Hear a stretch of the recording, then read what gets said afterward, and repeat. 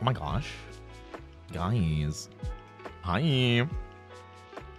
Hello. Hello. Oh my god, my voice is so dead. My voice is so dead. You heard my voice crack there and then just not come out. Oh my goodness. Guys. Hi. Hi. Hello. Hi, everybody. Welcome to the stream. My name is Roy Chiato, like a macchiato. I'm a coffee-fueled bunny host with a serious passion for voice acting, and I absolutely love working out, in case you couldn't tell. Welcome, guys. Yeah, we are going to be reacting to the Resident Evil 3 retrospective video today. We're continuing on with our Resident Evil series retrospective. We're going to react to some goodness today, and then after that, we're going to play some more TFT. So yeah, we're starting a little early today. Why do you sound sad again, like you broke your headphones? No, my voice is just tired. I had an almost 15-hour stream yesterday and like an 11-hour stream the day before. I'm just tired. I'm just tired. Oh yeah. Konbanwa. Hi. Wearing Dust Bunnies out if I can't make it because I'm watching this week's Gavin Gojuger. Matane. Matane. Johnny. All the giggles. Yeah, absolutely. Let me say hello to everybody. What's up, Skater Boy Reki? What's going on, Tanaya? What's going on, Sage? Hi, Liam. Oh, yeah. AO2L. Where's it I? Can't tell. Michaela. Crab. Ginger. Life. Thorn. Mage. Sentai Girl. Gibbets. I think that's it. Hi, guys. I hope you're well today. Sugar Fairy, Lady Lunarine. I miss my Hig. What? Tea for the bunny? You mean coffee? I think you mean coffee.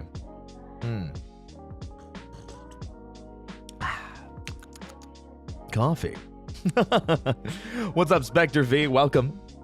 I hope you guys are well today. Hi. Throat coat for the goat. Maybe at some point.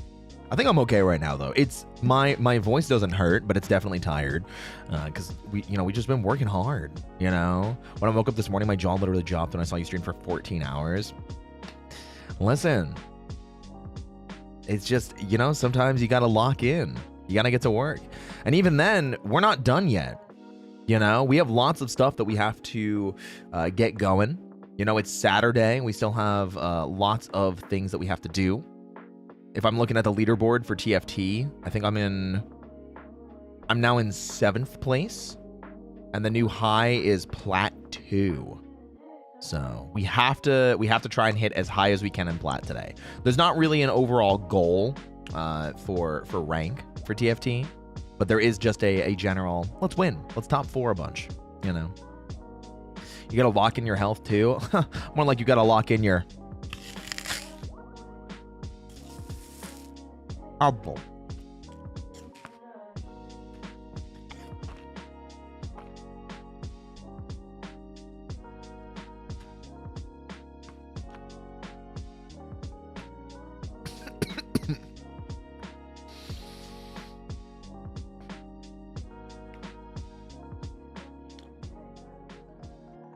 I think I'm going to give this one a 7.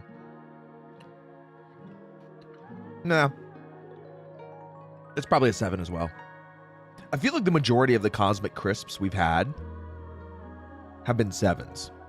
You good? Oh, yeah. It was very juicy, and it caught me off guard, I had to be ready for it.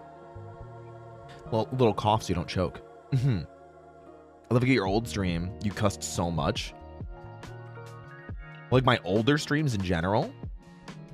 I feel like I still curse a fair amount. This is fun. Sometimes it's fun to say, No worries, Emily. We're good to see you. No, drink coffee. What if I drink Dust Bunnies instead? What if I drink you guys instead, huh? What if I...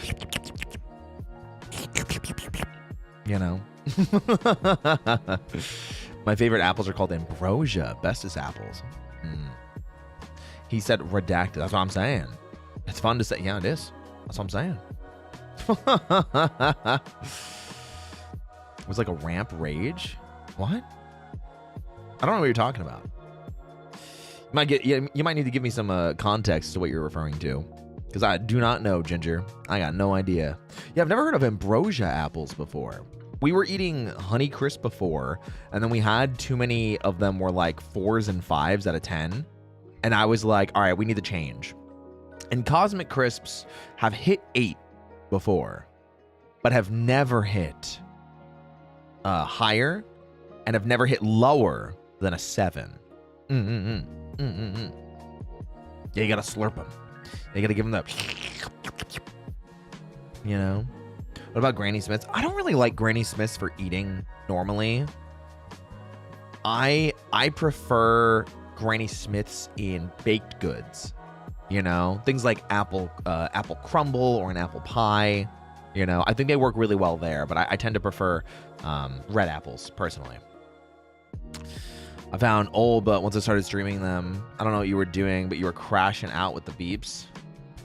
Oh, I have no idea. Again, I would need context. I have no idea what you're referring to. Pie sounds good. I could go for some pie, but I'm also like, I'm being really good on the diet. I'm like, I've been maintaining, you know, I've been staying on the diet. I've been staying on the strict eating regimen. You know, I'm feeling pretty gosh darn good. You know what I mean? So, hi Jungos. Hi Coyote. I have frozen peaches and Greek yogurt. That sounds tasty. Good boy, thanks. Bro, now I'm hungry. You should have an apple.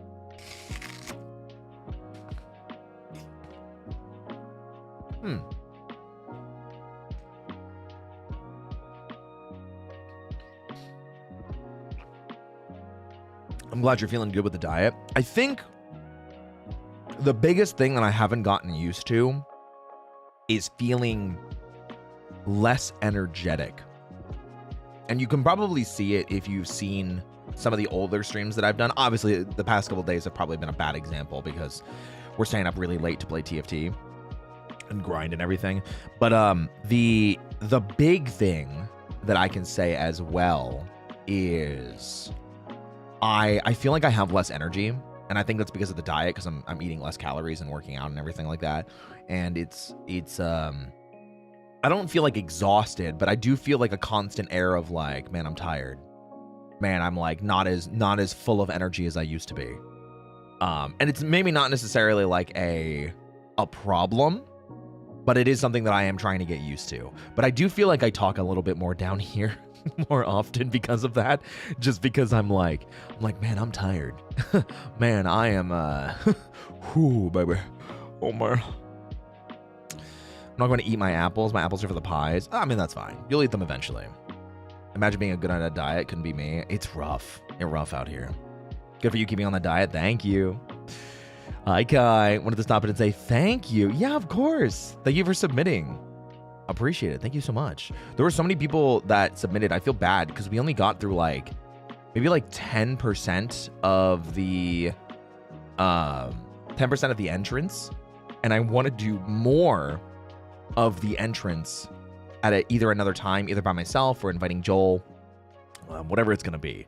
I might see if he's interested in doing more, or if he would mind if I just go through doing more of them, and just kind of keep having fun, because I like spreading the positivity and the positive affirmations and everything like that. So yeah. Sugary Fairy, thank you for the 3 months. 3 months. Resident Evil isn't as scary as I thought it was when I was younger. Can't wait for the retrospective. Yeah, it's gonna be really fun. Resident Evil 3 especially, I think, has been a real surprise, because I remembered liking Resident Evil 3, but I was never like as big on it as I was until this replay through, with how often Nemesis was chasing me and how scary it was at times with the jump scares, how strong I felt by the end of the game, things like that. You know, it felt really good. And then the weapons that we made and the ammo and everything, and beating Nemesis in some of those early fights and just, you know, outlasting him, it was really fun. So Resident Evil 3 Remake also was not as bad as I remembered it being, but it also was not as good either. There were definitely some there are definitely some struggle bits. I'll say that, definitely. Or a question, but since the demos for RE7 and RE8 have different plots than the main game, are you gonna do those? No, I'm just gonna do the main games. Because like RE7's plot is kind of like almost like a quasi prequel to RE7. And I don't think I ever played 8's demo. I don't think I ever played 8's demo. I didn't even know if it had one. Yeah, I'll probably just do the main games because I like the main games. Yeah. You surprised me. I never get my submissions looked at on those kinds of things. Yeah, we tried to shake it up. We had like a bunch of my friends sprinkled in there. So that was really cool. We had a lot of really cool VTuber designs that I was really happy to see. And yeah, I'm really stoked with how many awesome people submitted. There were some really cool designs, some really unique designs. There were some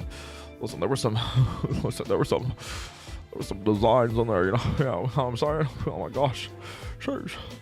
But I really enjoy doing that kind of stuff. I could yap about designs for an entire stream for like 6, 7, 8 hours. Honestly, it's so fun. Yeah, the shark one was really cool. Lulu Lasso was really cool. The Gyaru cowgirl, Sky Above Me, freaking awesome.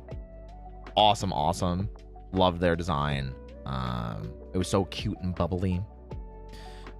There was, I forget their name. I think it was Snackubus. Yeah, Snackubus was the snack themed Incubus. Of course we saw, or not Incubus, Succubus. And Yomi's villain design still makes me go feral all the time. Oh my gosh. So I need to work on my arts now. Hey, keep it up. You know, it takes time. Oh, the gray sweats. I do have to do that. I'll talk to Joe. I think it'll probably be 2 art pieces before something like that comes out, but I'll talk to Joe about it because I've already got the art piece for next week, and we've got the art piece almost done for the week after that. So I work pretty far ahead. I work in like 2 to 3 weeks ahead of schedule, just in case something goes wrong.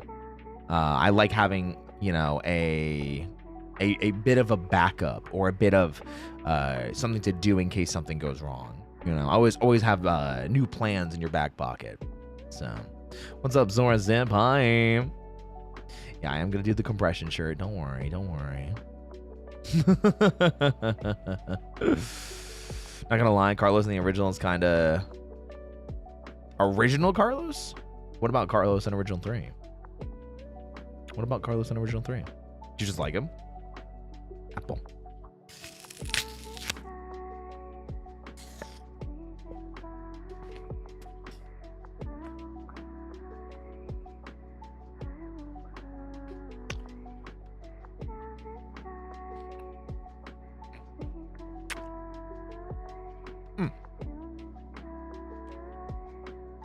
Apple.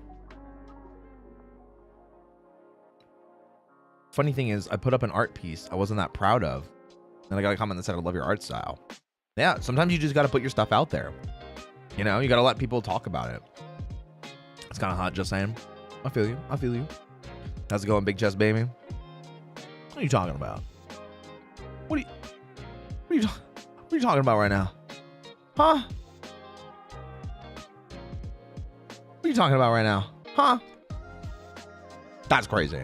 I don't know what you're talking about. That's insane. Oh, call me mommy. Thank you for the follow and welcome in. Apple.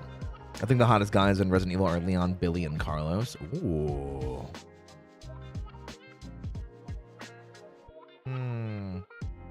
I actually think Chris is pretty hot in RE5, but it has to be in like not the in-game shots. It's like the cutscene shots where he's like hot and sweaty, and they do like zoom-ins on his biceps.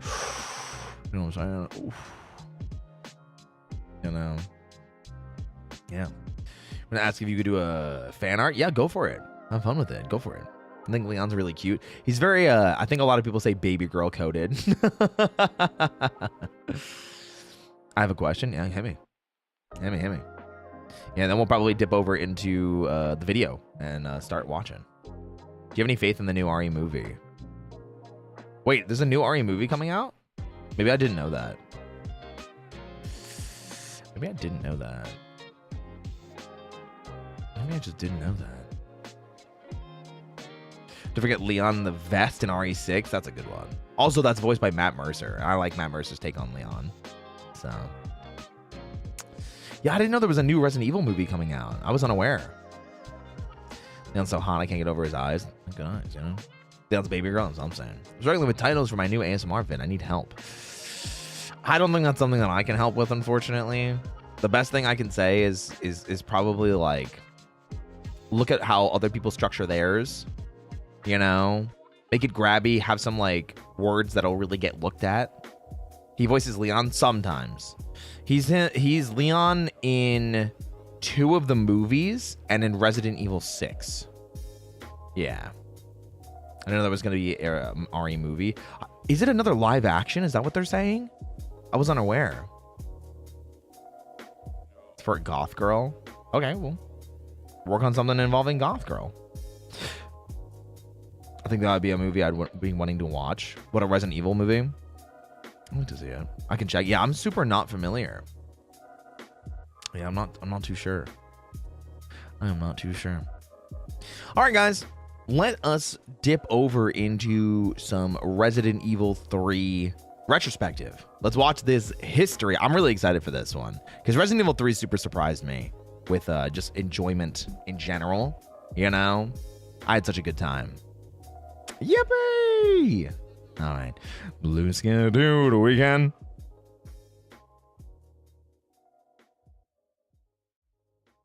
Oh, I have to hide my my stat tracker. Shkapow! Oh, and I don't have to have my my what's it called open. I don't have to have my controller on. Left monitor. Pause La Musica. All right, let's get this started. Wait, is that from Blue's Clues? I think that's usually the joke that I'm making. Yeah, I've been saying that for a while though. Yep, it's coming in 2026. That's crazy. Probably very little faith. I did not see Resident Evil Return to Raccoon City. I just keep getting mad that like, just do RE1 and stop trying to jam too much into it. Just tell the story of RE1, make it fun, make it scary. You know, like that's all I have to say about it. Just enjoy yourself, and like that's all we need. It doesn't need to be anything crazy. It doesn't need to. You don't need to jam pack Resident Evil 2 in there. Like Resident Evil 2 is its own or even 2 movies. The CGI movies, yeah, some of them are really good. I really liked Damnation and Degeneration. Vendetta, I don't really like. I think it bastardizes Rebecca's character. And I think a lot of the gun kata stuff was really, really silly looking, especially for Resident Evil.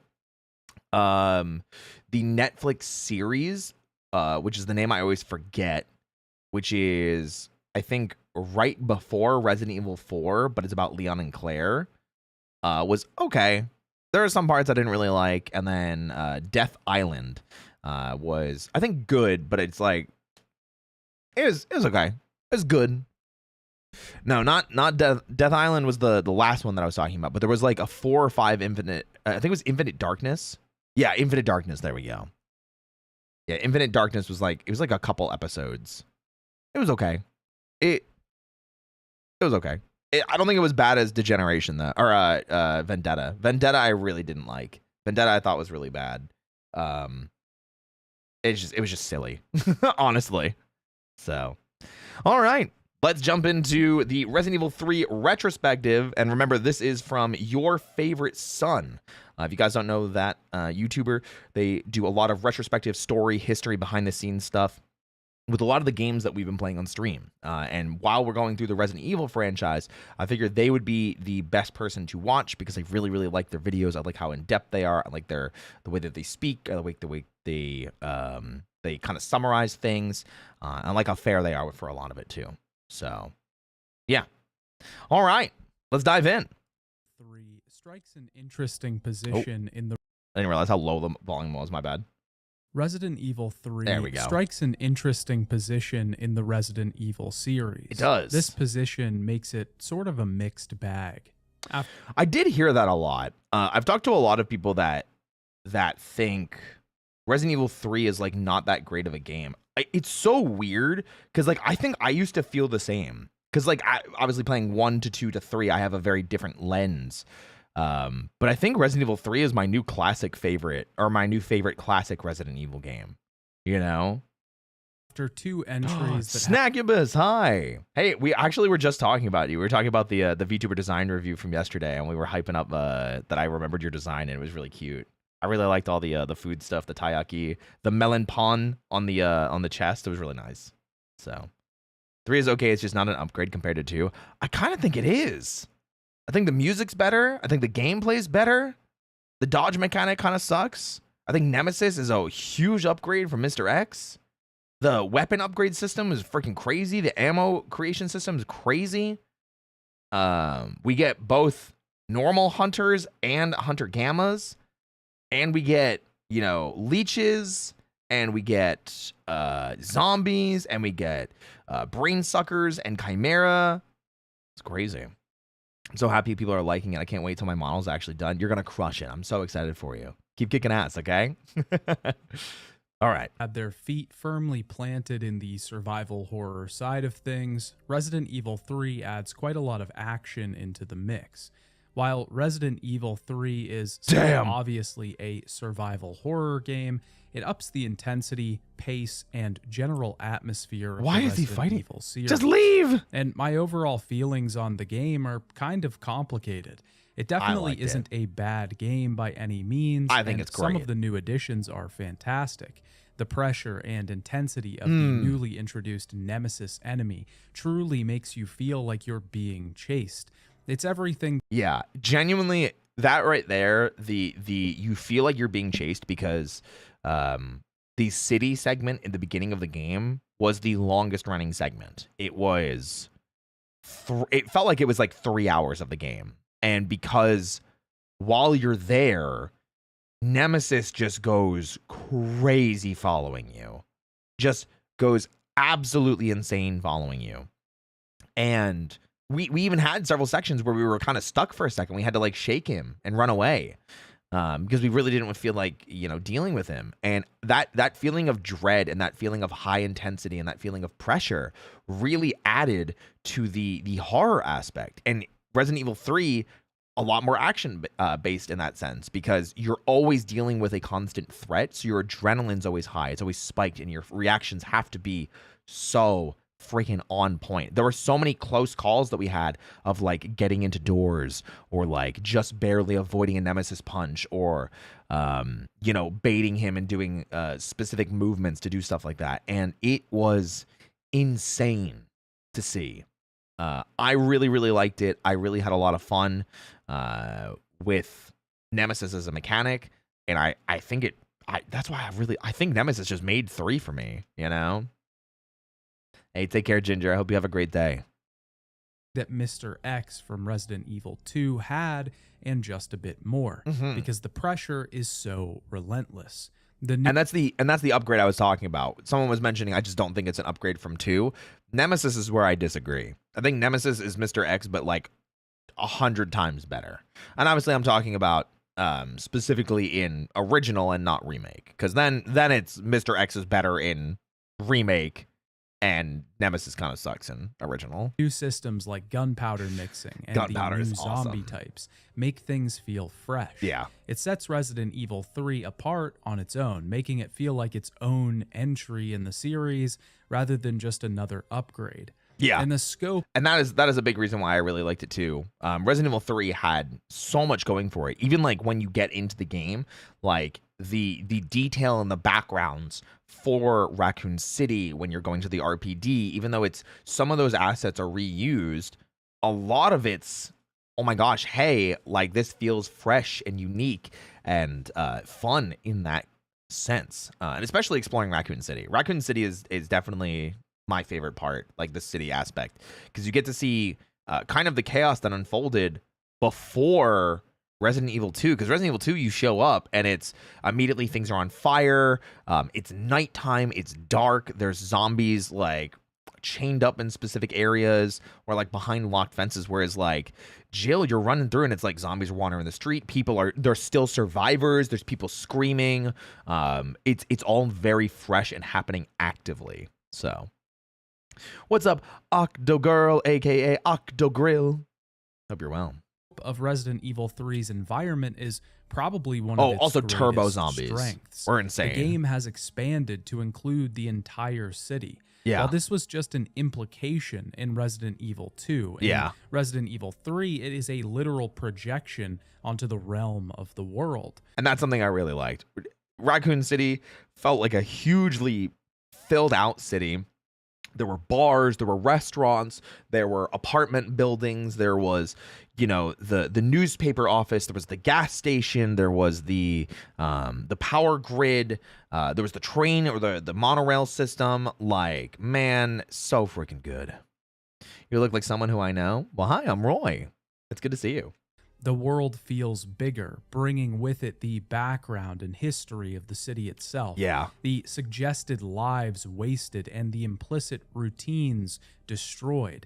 Again, gives you the sense of scope. How many people were actually killed? How many people died? Because Resident Evil 2, you get that intro that you're in the city for like 5 minutes, and then you're immediately in the RPD police center. You know? It is really, really cool to see the scope expanded. Never played any of the Resident Evil games. I wouldn't be that good at them. You'd be surprised. I think after a little bit of time of playing around with it, with controls, with how the game feels, how it works, I think anybody could get the hang of it. The backdrop of this game is no longer just a station that once used to house jobs, but a city that was teeming with life. Yeah. Now desolate and void. Yeah, like you can see the car is still smoking. It's going crazy. Like that crash probably happened recently. I think I saw you on my YouTube feed. Do you do ASMR by any chance? I do. I do audio roleplay and audio dramas with myself and my friends and Michaela, my scriptwriter, from time to time as well. You may have seen my stuff there over on Cup of Dusk Voices. You can get a link there if you type !VA in chat over on the Twitch side. Yippee! Of life outside of zombies and genetically modified monsters. But not everything in Resident Evil 3 works. I mean, I feel like it's a very broad statement. I'll let them extrapolate. Structure and pressure often feel like too much for the series. Those moments of great atmosphere and tension that were all too common in previous entries just don't appear as often in Resident Evil 3.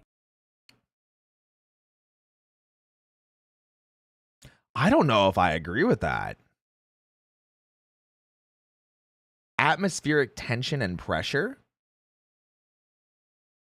Maybe it's the lull between things, because Resident Evil 3 is a lot faster paced, and because Nemesis is a constant threat, that your adrenaline's always spiked, that instead of it being like a looming dread, you are constantly on edge, but it's always fight or flight instead of mystery, scare, spook. It is action horror as opposed to horror mystery. Check Bunny Bounce Club roleplay because Bunny Day. Yeah, you got it. I like that out, yeah. I do know you. I see my Michaela's posts all the time. Oh my god, hi. Hi. Thank you. The game overshadows that atmosphere with the rampant pressure and stress of the Raccoon City streets and the chasing presence of Nemesis. So, I don't know if that's necessarily a bad thing, though. And that's where it's like, because like Resident Evil 2 and Resident Evil 3 are very different games in that sense. 2 is very much this slow-paced, horror, unknown, and almost mystery in some senses. Where RE3 is, you're constantly moving, you're constantly running, and it feels like they're opposites in that sense. And Resident Evil 3 definitely leans more into the action because of it. And yes, it's very different from Resident Evil 1 and very different from Resident Evil 2, but I like it like that. The action horror aspect of constantly being aware of a looming threat like Nemesis, of a stalker type character or a stalker type enemy, it makes the game so much more fun. And instead of having this free time to explore areas and maybe think about puzzles and maybe think about the resources you see, you're given a split second to make decisions, and sometimes there's consequences because of it. Yeah, you can't take a breath, which is what makes that atmosphere. But that atmosphere is different than Resident Evil 2's, which is you're constantly breathing, constantly like, ooh, okay, what's going to happen next? And instead, Resident Evil 3, it's, oh, okay, what's going to happen next? You know, it's very different. I like Resident Evil 3 for that, though. I think that's a good thing. Personally, I don't think that this tone lends itself well to the Resident Evil format. I don't think that action is misplaced in the series. It would become known for action at a certain point in time. But in this moment, in this style, it wasn't exactly my thing. That being said, Resident Evil 3 isn't bad. It's just different. Yeah. So that's what I'm going to be talking about today. I'll be talking about Resident Evil 3, taking a look at gameplay, mechanics, story, and everything in between. And it is different. I will definitely give it that. And I think that's a fair statement to say. I don't know if I agree with the action aspect of it not lending itself to Resident Evil 3. I think because it's so different and because it doesn't really try to be Resident Evil 2 or Resident Evil 1, it feels different, but in a good way. You know? This is the hibiki of RE? No. No. I would probably say that 6 is, but 6 is 6 is weird. 6 is like, I feel like 5 and 6 are probably like where I would say are like that, because 5 is entirely like chapter based, so you can't go back at all, and then 6 is also chapter based but even different from a gameplay perspective. You haven't seen the previous videos in this series, I would highly recommend checking them out. Yeah, so at this point, we've seen, this is our 4th video. We've seen the original Resident Evil video, the original Resident Evil 2 video, the Resident Evil 0 video, and now we're watching the Resident Evil 3 video because we finished original Resident Evil Remake, original Resident Evil 2, Resident Evil 2 Remake, Resident Evil 0, original Resident Evil 3, and Resident Evil 3 Remake. So next week, we're going to be starting Resident Evil Code Veronica, because chronologically that is the next Resident Evil that we will be playing. Each of these videos is meant to represent a different era of the Resident Evil series. So that's fair. Sometimes I'll be talking about additional spin-off games that were released around the time that the central game was. That would be Resident Evil Survivor, wouldn't it? Because I think it came out the same year, which was the light gun game? Or is that Dead Aim? That might be Dead Aim that I'm thinking of. While the story of Resident Evil isn't always the most important part, watching the other videos will give you context and perspective. Well, Outbreak didn't come out until the PS2 era. This is still PS1. So, not yet for Outbreak. Close, though. On the history of the series. If you enjoy this video, be sure to like the video and subscribe to the channel, as it really helps me out. You can also support the channel by subscribing to the Patreon. I'm currently watching and reviewing the Resident Evil movies exclusively over there, so check that out if it seems interesting to you. Spoilers for Resident Evil 3. Spoilers. Hey Dad, it's me, your favorite son, and today I'd like to talk about Resident Evil 3. Yeah. The development of Resident Evil 3 is kind of complicated because it's tied up in the development of multiple other Resident Evil projects. So, from what I know, and I don't know if this story has changed or if we found new information that kind of gives it that different light. From what I know, Resident Evil 3 was not supposed to be Resident Evil 3. It was originally pitched as a standalone spin-off title that was just going to be called Resident Evil Nemesis. It was still going to be about Jill, and it was still going to be about Nemesis, but it originally wasn't planned to be Resident Evil 3. Resident Evil 3 was going to be Code Veronica, but they had some sort of exclusivity contract or deal that they had made with, I think it was Sony for PlayStation, to put out another mainline Resident Evil game, and then Dreamcast was the ones that were going to get Code Veronica, which was not a numbered one. So they actually changed it, and then Resident Evil 4 is an even messier time. We'll get to that more, but Resident Evil 4 has like 3 games that spun off from it. It had Devil May Cry, Haunting Ground, and what's the other one? There's one other game that I always forget. Those are maybe it's just Resident Evil 4, Devil May Cry, and Haunting Ground are like the 3 big games that like came from Resident Evil 4's development, all made by Capcom. But in this sense, there were a ton of different projects being worked on. Resident Evil 3 was being worked on. Code Veronica was being worked on. Survivor was being worked on. And I think the first live-action Resident Evil movie was also being worked on. There's one more, but I forget the name. I thought there was a 4th. I cannot for the life of me remember. I know it's another Capcom horror game. I think someone mentioned it before. There's a Deep Fear. Was that by Capcom, though? I can't remember. Oh, and they were also working on Dino Crisis at the time, because Dino Crisis followed a very similar formula and engine style that Resident Evil 3 did. So, yeah. After the release of Resident Evil 2, oh, and Onimusha, production but that came out on began PS2. Resident Evil 3 and multiple Resident Evil spin-off games. No, it wasn't Resident Deep Evil Fear. 3 was originally intended to be directed by Hideki Kamiya, the same director from Resident Evil 2. I didn't know But that. as production moved along, the PlayStation 2 was announced, and this complicated things a bit. Yes, it did. The original project with Kamiya at the head was meant to be centered around Hunk, the mercenary from the 4th Survivor scenario in Resident Evil 2. The game was set on a cruise ship and saw Hunk trying to get a sample of the G-Virus to Umbrella. I wonder if they kept that and like recycled it into Revelations, like Resident Evil Revelations story stuff.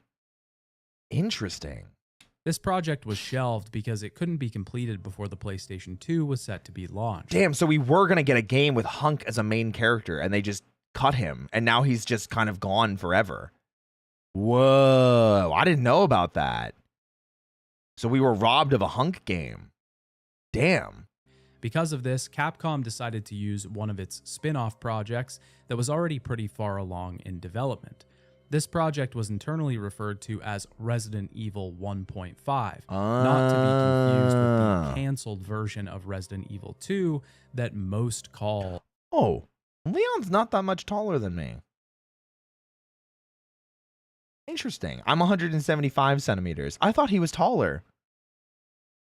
Interesting. Resident Evil 1.5. This project was being led by a less experienced team because it wasn't originally intended to be a mainline entry in the series. But since the original Resident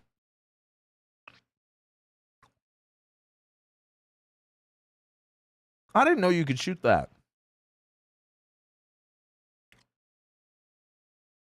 I remember this room. You go in here and you get, I think it's the oil for mixing with the gasoline. Oh, no, this is the Nikolai room. Wait, it might still be the oil. You go in here for something for the train, and it's like 7 or so zombies coming here, and I just shot them with shotgun shells, you know? Evil I didn't 3 know that couldn't be open. finished in time. Whoa. They had to make do.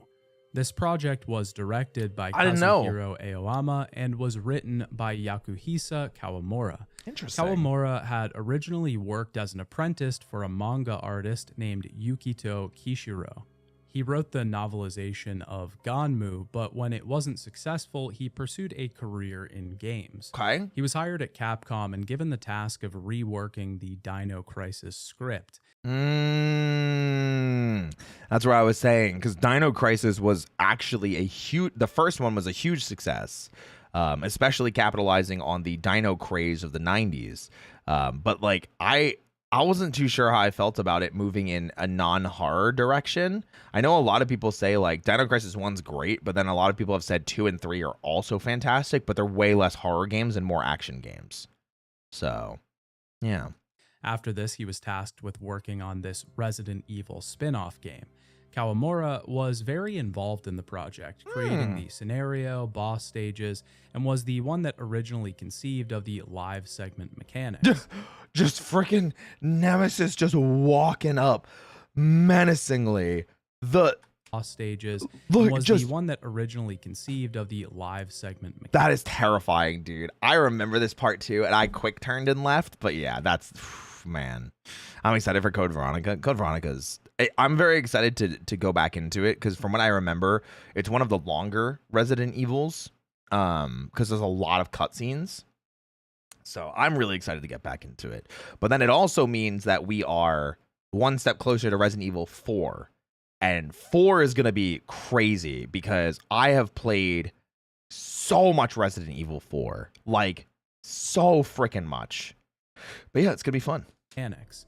Kawamura will come back into the Resident Evil story when we talk about Resident Evil 4, but this spin-off game that he and Aoyama were working on had to become Resident Evil 3. Since it was originally conceived as a story where the main character would escape from Raccoon City during the events of Resident Evil 2, it didn't take much to make it a mainline entry.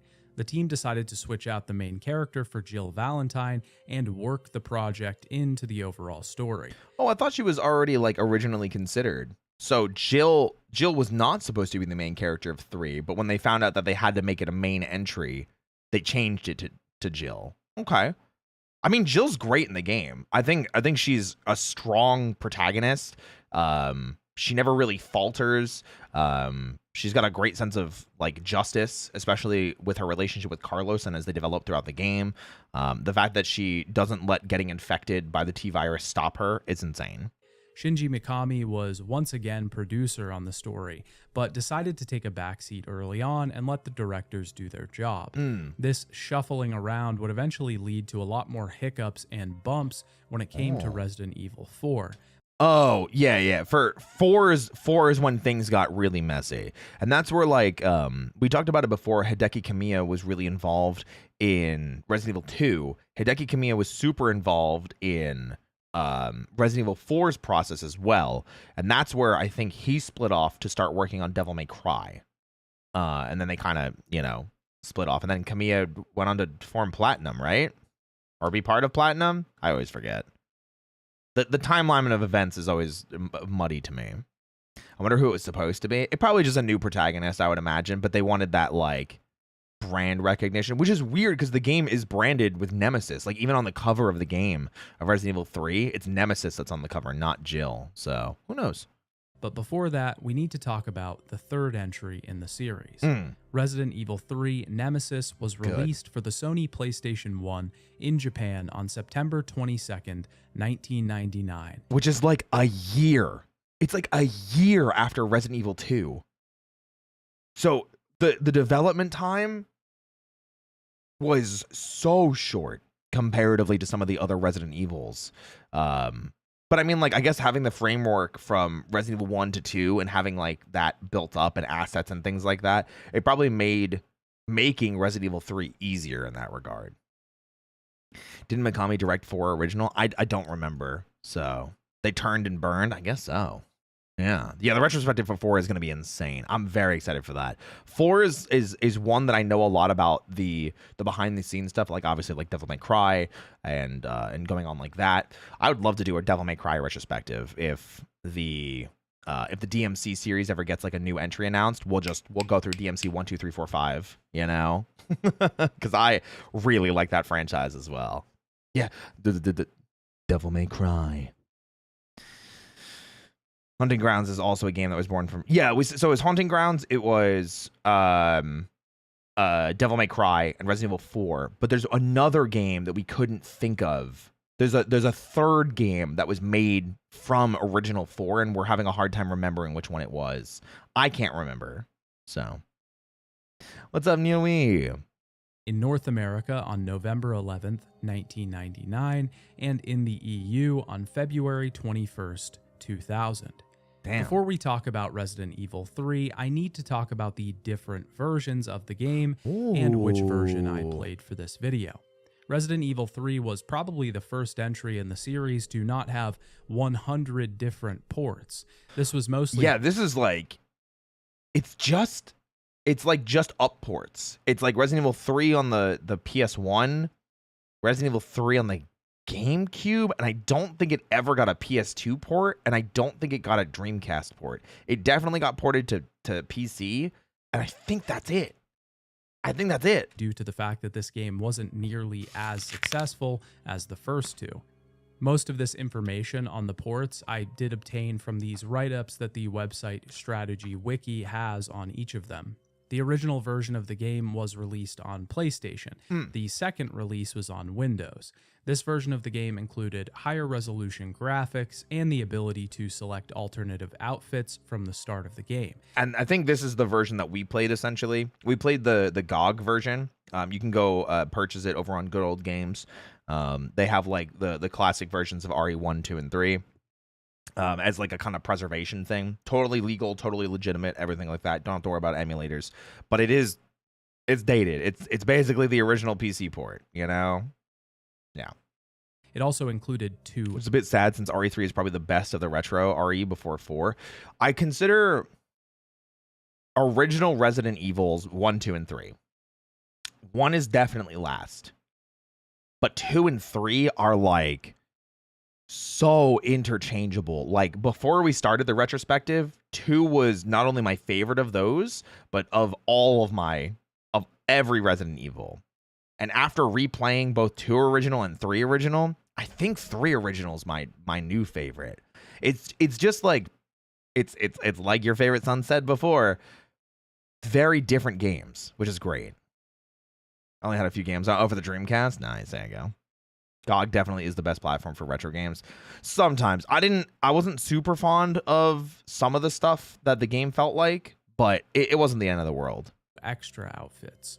The Dreamcast version of the game was released in there was a Dreamcast version. and has the same features as the Windows version of the game. Oh, interesting. And finally, the GameCube port was released in 2003. And this is the one that I was just talking about. This is the same port that we got with Resident Evil 2 original.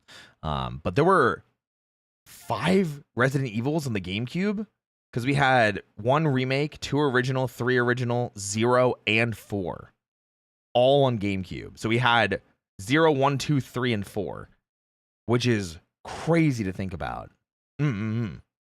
This version had improved graphics and a higher frame rate for the cutscenes, though it doesn't have the extra outfits included in the PC and Dreamcast versions of the game. I originally was going to play the GameCube version of the game with the Seamless HD mod, just like I did for Resident Evil 2. But for some reason, I had issues with this mod and found that it wasn't working properly. It was most likely something that I was doing, so I just ended up playing the GOG version of the game for Windows. That's what I did as well. When we played on stream, I think 2 weeks ago, we played the GOG version. So, hey, good on you. I think this is also getting ported to PS5. It may have already have been ported with original Resident Evil 2 as well. Nemesis scared my heart out of me. I loved his remake design. I did not. I think there's a lot lost from remake Nemesis. Nemesis applied so much pressure that it made every place more intense, just knowing he could show up anywhere at any time. RE2 Remake essentially took this with Mr. X, while RE3 Remake removed that for some reason. Yeah, it was very frustrating. This version of the game is upscaled a bit if you prefer that kind of thing, but also lends itself to replayability by offering you the ability to skip loading screens. Yes. Most of the footage you'll see in this video is from the GOG version of the game. And we noticed that too. It was really funny. We pointed out how fast the load times were while we were playing it, you know? Yeah, Remake Nemesis wearing trash bags, basically. Exactly, Umbrus. Resident Evil 3 begins with a narration from Jill Valentine. She sets the narrative tone for our story. Jill is in Raccoon City, and before this story ends, Umbrella as a corporation and a presence here will fall. We saw in Resident Evil 2 that Chris and Jill were planning to head to the Umbrella headquarters to trace the company down at the source. Resident Evil 3 deals with Jill actually escaping the city, but there's some muddy storytelling, and 3 is definitely one of those weird ones where it's like it feels like they maybe didn't communicate some story ideas, because in like 2 it's confirmed that Chris went to Europe to track down Umbrella HQ and deal with them himself, and that's what he was like, I'm doing this. And that's why we start as Claire in Code Veronica, because she's looking for Chris to help take down Umbrella as well. And the question is like, Jill was supposed to be with him But why is Jill still in Raccoon City? Like, what was she doing? Why isn't she with Chris? In that escape, she'll get intertwined in much more trouble than she ever asked for. We then see groups of zombies swarming Raccoon City. The police respond in kind to this attack. Cars and cops and helicopters and an arsenal of weaponry. They try to blast the hordes of undead, but are quickly overrun. Umbrella soldiers all over the city face the same as they use every weapon at their disposal to try and push back the enemy, but lose in the end. I do actually like seeing this opening cutscene too. Because, like, a lot of the justifications for, like, ammo and weaponry and things like that being in Resident Evil 2 in the RPD, it makes sense. You're in a police department that was, you know, basically a shelter from zombie attacks for multiple days. So it makes sense that you'd find all these things stockpiled. Absolutely. And Resident Evil 3, finding ammo outside, like on a car or, you know, in a random position, it makes more sense when you think about how many police officers and how many Umbrella soldiers were running around the city. So, what's up, Paper Oat? Hi. I have to say that the FMVs in Resident Evil 3 are probably among my favorite in the PS1 era. They're so good. Just like the rest of the game, increase the scope of the situation greatly. Yeah. Instead of groups of zombies, we have an entire army of them. Yeah, it's a whole ass horde, you know? What's up, Autumn? Not going to say it, but wanted to jump in and say, oh, not going to stay. Hey, Roy. Hi. I hope you're well. Hi. Thank you so much. Appreciate it. Why is ammo around? Because the police and military died, of course. Yeah, because they would have had it on them. So, like, you're investigating their bodies and, like, finding it in store rooms and things like that. Welcome back, Mage. Hi. Instead of invading a building, they are all over the city. Jill starts the game by saying farewell to her life and her home, and the game cuts in quickly, setting itself apart from the get-go by showing off its increased action and pace. Jill is launched from an exploding building into a nearby alleyway. She tries to escape the confines of narrow brick and walls, but only ends up surrounded by the undead. Burger Kong. She ends up escaping into a nearby warehouse and finding a man named Dario Rosso, a salesman who doesn't exactly have the fighting spirit for this whole outbreak thing. No, Dario's thing was so cool too, because he's like, oh, I lost my daughter out there, and then you find his daughter as she's being killed, and it's like, damn, dude, he definitely could have saved her. And then you come back here and you find he is being killed by zombies. It's like, man. Which Ari had the bingo reference? That's RE4. Yeah, RE4. We'll get to that in, it should be 3 weeks. 3 weeks, because next week we're playing Code Veronica, then we watch the video on Code Veronica, and then we play Resident Evil 4 Classic. So he immediately rushes into a nearby container where he'll stay. He doesn't want to go back outside and would rather stick to the safety of this steel box.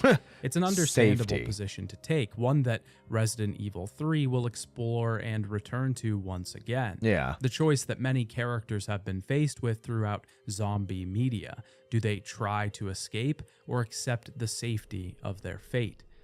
I think a lot of the times in the Resident Evil games, it's almost always trying to find safety is just not worth it. And it's always better to escape because there's always just like some guided missile strike coming to destroy a city. This is where our story starts. Jill Valentine is stuck in a warehouse mere months after her incident at the Arclay Mountains mansion. Yeah, it's been 2 months. So the game takes place in September. The mansion incident was July. The end of July in Resident Evil 1, and then the end of September in Resident Evil 2, and Resident Evil 3. And after her realization that the RPD and the higher-ups were not going to do anything about Umbrella or their viruses, her worst-case scenario is playing out right in front of her. Man, before we move on, he's playing on easy. He's playing on easy. Oh. No, I don't actually care. It just means that he doesn't get the upgrade drops when he beats Nemesis. I hope he still talks about them, you know? Happy gaming gamer. What's up, Repro? I hope you're well. It is good to see you, my homie Omi. I pick you up, I spin you round, I put you on shoulder, I give you coffee and carrot cake, which I don't have carrot cake, but I wish I did. With the story, I'd like to briefly talk about the gameplay of Resident Evil 3 Tourism and how it compares to the first I get you lots of games coffee. in the series. Resident Evil Lots of 3 coffee. works on a similar framework to the first two games. It is primarily a survival horror game presented to us through fixed camera angles. We aim down sights, rotating our aim to point our weapons at enemies, and changing the level we're aiming at to shoot enemies on the ground. Or Oh, did the original PS1 version not have snap lock on? Oh, interesting. I think in easy you also get crows instead of lickers or dogs. We got crows on normal in this room specifically. And I don't think there's any lickers in RE3. We did definitely have to fight dogs on several occasions, though. Hey, Rebecca, thank you so much for the follow. Thank you. Scene Freak. Hey, Roy, I originally found your channel from Cup and Dusk Voices. Well, hi. Thank you so much for coming over. Yeah, I do a lot of really fun voice acting and roleplay projects. Yippee! If any zombies could drink coffee in Resident Evil, the outbreak would get worse. Above us. Probably. But Resident Evil 3 introduces quite a few changes when it comes to movement. The first of those changes are the dodge. If we aim down our sights and press the shoot button at the same time as an enemy is attacking us, we won't shoot. But instead, we'll dodge the enemy's attack. This was an addition. It is so weird because there were so many times that you can go back and watch my playthrough where I got it, like, and I could get the feeling for it, I could get the timing for it, and other times I did it by accident, and it would get me into more trouble, or for some reason I would dodge and still get hit. That I enjoyed in theory, but didn't really enjoy in the implementation. This is probably not the fault of the team working on the game, but that at this point in the series, the team's ambition was outgrowing the systems they were working with. Yeah, PS1, I think, probably just couldn't handle this as well as they wanted it to. But I mean, it's such a cool concept. I wish we saw it better in my playthrough of RE3 Remake. But honestly, I just got my shit kicked in a lot in 3 Remake. I was rusty. What's up, Coffin? I need coffee to the vein. Me too. Let me take another swig. But I have to save Repro. I'm saving you a cup, okay? I got lots of coffee with your name on it. Ugh. The dodge doesn't really feel that great because we can accidentally activate it when we're trying to shoot at an enemy. But the player shouldn't care, right? Because they avoided damage in the end. But it kind of takes some of the agency away from the player. Yeah. It kind of feels like an auto dodge in some ways, even though we are actively activating it. On the other side of that coin, the dodge adds a ton of movement to the action of the game. This is a trend that we'll see continue. Hit me up tomorrow. By then, I'll survive the weekend. Well, let's write that down. I can kidnap Repro tomorrow. I'll grab that.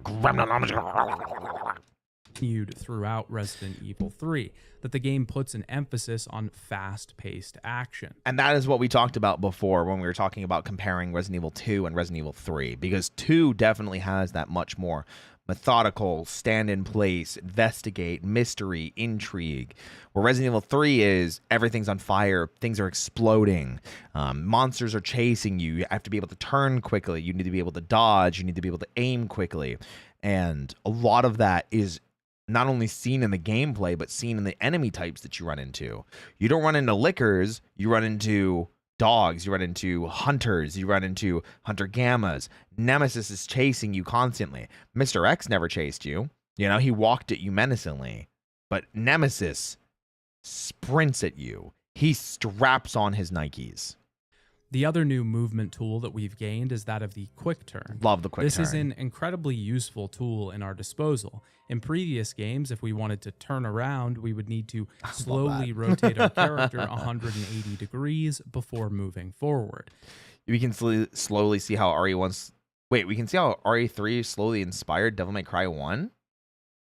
What? No, RE4 spun off into Devil May Cry 1. I think you got your titles wrong. But the quick turn... Is my homework to see all the Resident Evil stuff? Absolutely it is. Allows us to do this. The Nemesis Nikes. It's a great feature, one that I have no complaints about, especially because this entry almost requires its use because of its design. Resident Evil 3 also sports the same framework when it comes to inventory management. That is so many handgun bullets. What the heck? What's up, Aventurians Booba Window? Hope you're doing well. Devil May Cry 1 was supposed to be RE4. Yeah, that's what we were talking about. That's what I said. They said RE3. I was saying we've said this like 4 times now. RE4 had 3 games spin out of it: Haunting Ground, Devil May Cry 1, and another game that I cannot for the life of me remember. Yeah, that's so many bullets. We still have safe boxes where we can store extra items. We still have limited inventory space to store ammo, key items, and healing items.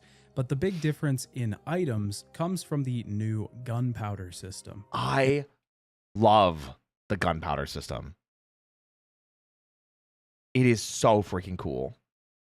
Freaking so cool. I think the gunpowder system adds a lot of really, really cool gameplay ideas because you can mix the powders to make different types of ammo to fit your gameplay style. Do I need pistols ammo so I can take out zombies more effectively? Do I go for the bigger ammo, like shotgun ammo? Do I save it and try and make magnum ammo? And the enhanced ammo is really cool too. Enhanced shotgun ammo felt like it was unfair. It sucked. The enhanced shotgun ammo was so bad. I was so mad. But the enhanced handgun ammo was very good. But I never knew if it was better than just having the eagle, you know? I think the eagle was probably just better. RE3 Devil May Cry, RE4 in development is what I was more meaning. Well, so RE4 is where Devil May Cry came from, though. It wasn't that they made RE3 and then started working on Devil May Cry. It's they were working on Resident Evil 4 and then realized this has gone way too far from what Resident Evil is supposed to be, and instead of scrapping it, they turned it into Devil May Cry. It had nothing to do within that pipeline. It was literally, we're working on Resident Evil 4. Never mind, this is nothing like Resident Evil. We need to turn this into something else. That's from what I understand. You know? I like the ammo system from RE3. It felt like the mechanic of it with the enhanced ammo. Yeah, it felt more engaging. Sorry for the confusion. You're good. In Resident Evil 3, we can collect 3 different types of gunpowder. In the concept of survival horror to the PS2 was definitely a trial. Yeah, PS2 era survival horror was, some of it was really, really good, and some of it was really, really bad. We had really great titles like Fatal Frame 1 and 2. We had, obviously, Silent Hill 2 and 3. We had Kunon, Siren, Onimusha, if you can consider that a horror game. It's more like horror action. There's a lot of really good horror stuff from the PS2, but it also had a lot of really bad Growing Pains. There are definitely some bad PS2 horror games. And then the PS3 era is also weird because it feels like, for the most part, Resident Evil, this is the turning point. This is when Resident Evil started leaning more into action. And it works for this because we're still in that it's Clock Tower 3.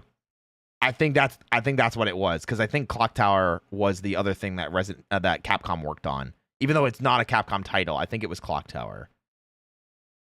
I miss Clock Tower. There's that remake of the first one that's on Steam. I kind of wanted to pick it up. You know? Dante's just Leon is what you're saying is crazy. I mean, kinda. I don't know if they had the character in mind. We saw early like beta footage of what Resident Evil 4 could have been, and it was like exploring in a haunted mansion. It was really cool. Throughout the game, you don't have to leave. You can ask questions. Just come vibe with us. C. We can combine these items to create different gunpowder types and use them with the reloading tool to create ammunition from that gunpowder. There's actually a decent amount of combinations in the game.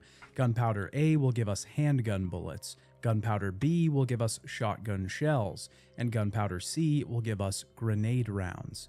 Combining any type of gunpowder with C gunpowder will give us a variety of different grenade launcher rounds.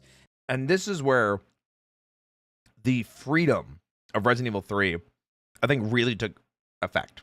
And this is what I really liked about Resident Evil 3. Because in Resident Evil 1 and 2, it felt like you were kind of just relegated to the ammo that you found. You know, like, hey, I can't really use the handgun anymore. Not really finding too much handgun ammo anymore. But I do have a ton of shotgun ammo, so I'm going to be using the shotgun. Or, hey, the Magnum is really powerful, but I don't have any ammo for it, and I really don't want to use it because I want to save it for something big. And then You play Resident Evil 3 and it's, man, I don't have any handgun ammo. Let me make some. Or, man, I don't have any shotgun shells. Let me make some. Or, man, should I make grenade rounds or should I make flame rounds? Or should I make acid rounds? Or should I make freeze rounds? What's the game plan? So there's a lot of freedom and expression of gameplay through the ammo system. I really liked it for that reason. Have I seen / played Night Cry? I don't think so. Is it on Steam? Night Cry. It is, in fact, on Steam. Is it like Resident Evil? Is it a survival horror type inventory thing? Or is it just a... What's it called? Oh my goodness, Night Cry? I don't know anything about it. Is he spiritual successor to Clock Tower, made by the original director? I'll throw it on my wish list. That sounds dope. I like the original Clock Tower. I had fun with it. RE3 was nice in the fact that you could sort of mold it to what you wanted or needed during the gameplay. Yeah, and that's where I liked it. So it's like, even though Nemesis is hard to fight, you could find a style that matched what you wanted to do. Mine was less dodging or getting him stuck, and I would run into his movement because there was a lot of really weird stuff in old Resident Evil games where active frames of attacks wouldn't happen until like the end of the motion. So instead you would run into the attack so you could get behind the attack while it was still swinging, kind of thing. You know? Resident Evil is a zombie game and you walk around and shoot things mostly. Yeah, so it's a horror survival game with an emphasis on solving puzzles, fighting monsters like zombies, and things like that. Yeah. The art of Night Cry is by the Silent Hill 1 through 3 main artists. Oh, nice. It did actually look very Silent Hill-y that you said that. Nice. I definitely want to check that out at some point. I know there's this one Resident Evil-esque game that is coming out soon. My wish list. I think it's all the way at the bottom for me. It's called Echoes of the Living.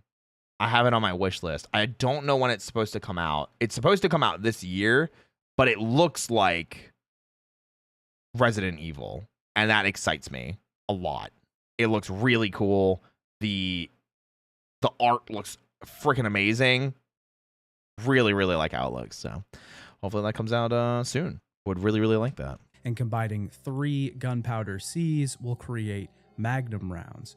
We also have a skill associated with creating ammunition. Yeah. The more we create a specific type of ammunition, the more our skill will go up. And moving forward, no, we'll just get Echoes of more the ammo Living, from not that Resident gunpowder Evil. type.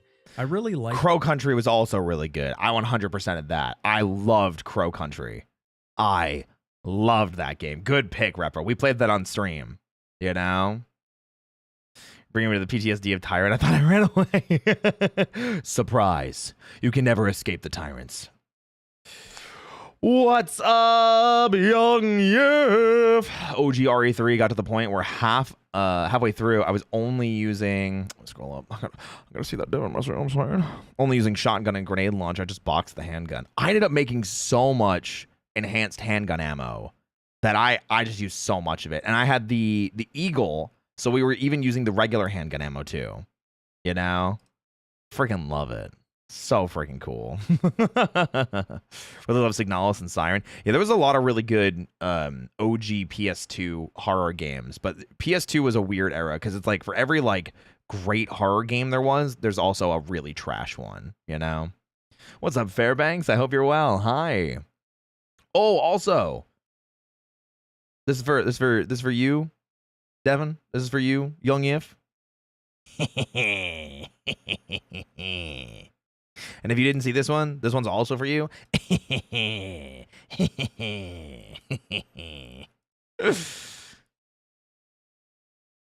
What'd you say? I'm full of shrimp and pasta. Well, that sounds tasty. Evil Within 2, much better than Evil Within 1, is probably one of my favorites. Oh, yeah. Definitely very good. What is this? Art that I commission. I get art every Thursday. We call it Thirsty Thursdays, you know? This system because I think it provides more dynamic options for gameplay.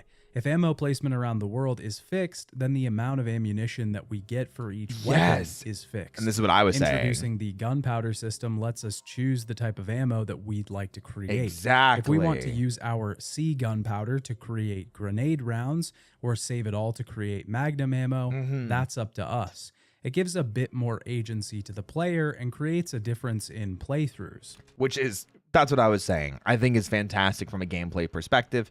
I think is really, really smart. I know my playthrough of Resident Evil 3 is probably super different than a ton of other people's, because I was very heavily engaged with the pistol, because we made so much handgun ammo, and we had the Eagle because listen, Nemesis killed me once because I tried to do the speedrun strat where you get him stuck on something, and then it didn't work. So right after that, I downed him. It was awesome. I got to dodge a lot of his attacks. I felt really powerful. And then we got the Eagle parts, and then we used the Eagle for like a solid 2 or 3 hours as the primary weapon, because the Eagle was just so freaking good. It was so good. Also, focusing on one ammunition type means that you can get more from that ammo. Increasing your skill allows you to effectively get more bang for your buck when it comes to that gunpowder.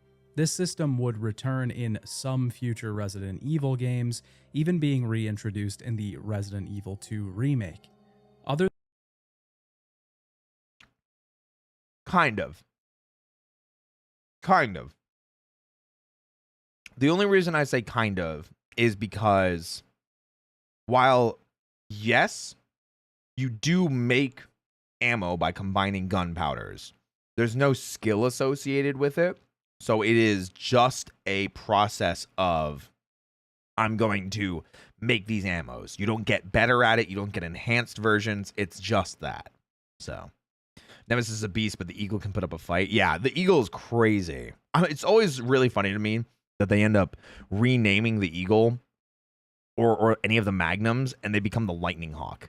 The Lightning Hawk is the Magnum for Resident Evil. Because they couldn't use Desert Eagle, so it's Lightning Hawk. It's always really funny to me. Other than these additions, the formula of Resident Evil 3 is basically the same as the first two games. There are slight changes to enemies, gameplay, and larger changes in that of bosses and environments, but we'll talk about those when we get there. Jill eventually makes it out of the warehouse and heads— That was all just intro. Oh my god, I forgot. I forgot we're still back at the beginning of the game. That's crazy. Into the streets of Raccoon City. This is the first time that we're introduced to the expanded scope of Resident Evil 3. Resident Evil 3 expands its world, something that I praised Resident Evil 2 for doing. True. In the first Resident Evil, the setting was simply a mansion. Yeah. A large building constructed in the image of a confusing labyrinth, meant to disorient, meant to trap, to keep away. But yeah, and then you go from that mysterious, horrifying, unknown environment to a police station, someplace you're supposed to feel safe. And it's not at all. And then, you know, immediately to a city, your home, and it's the horror escaped the mansion and went to your places of safety, and then went to your home. And that's always something I really liked about how Resident Evil's evil spread, or the zombie infection spread.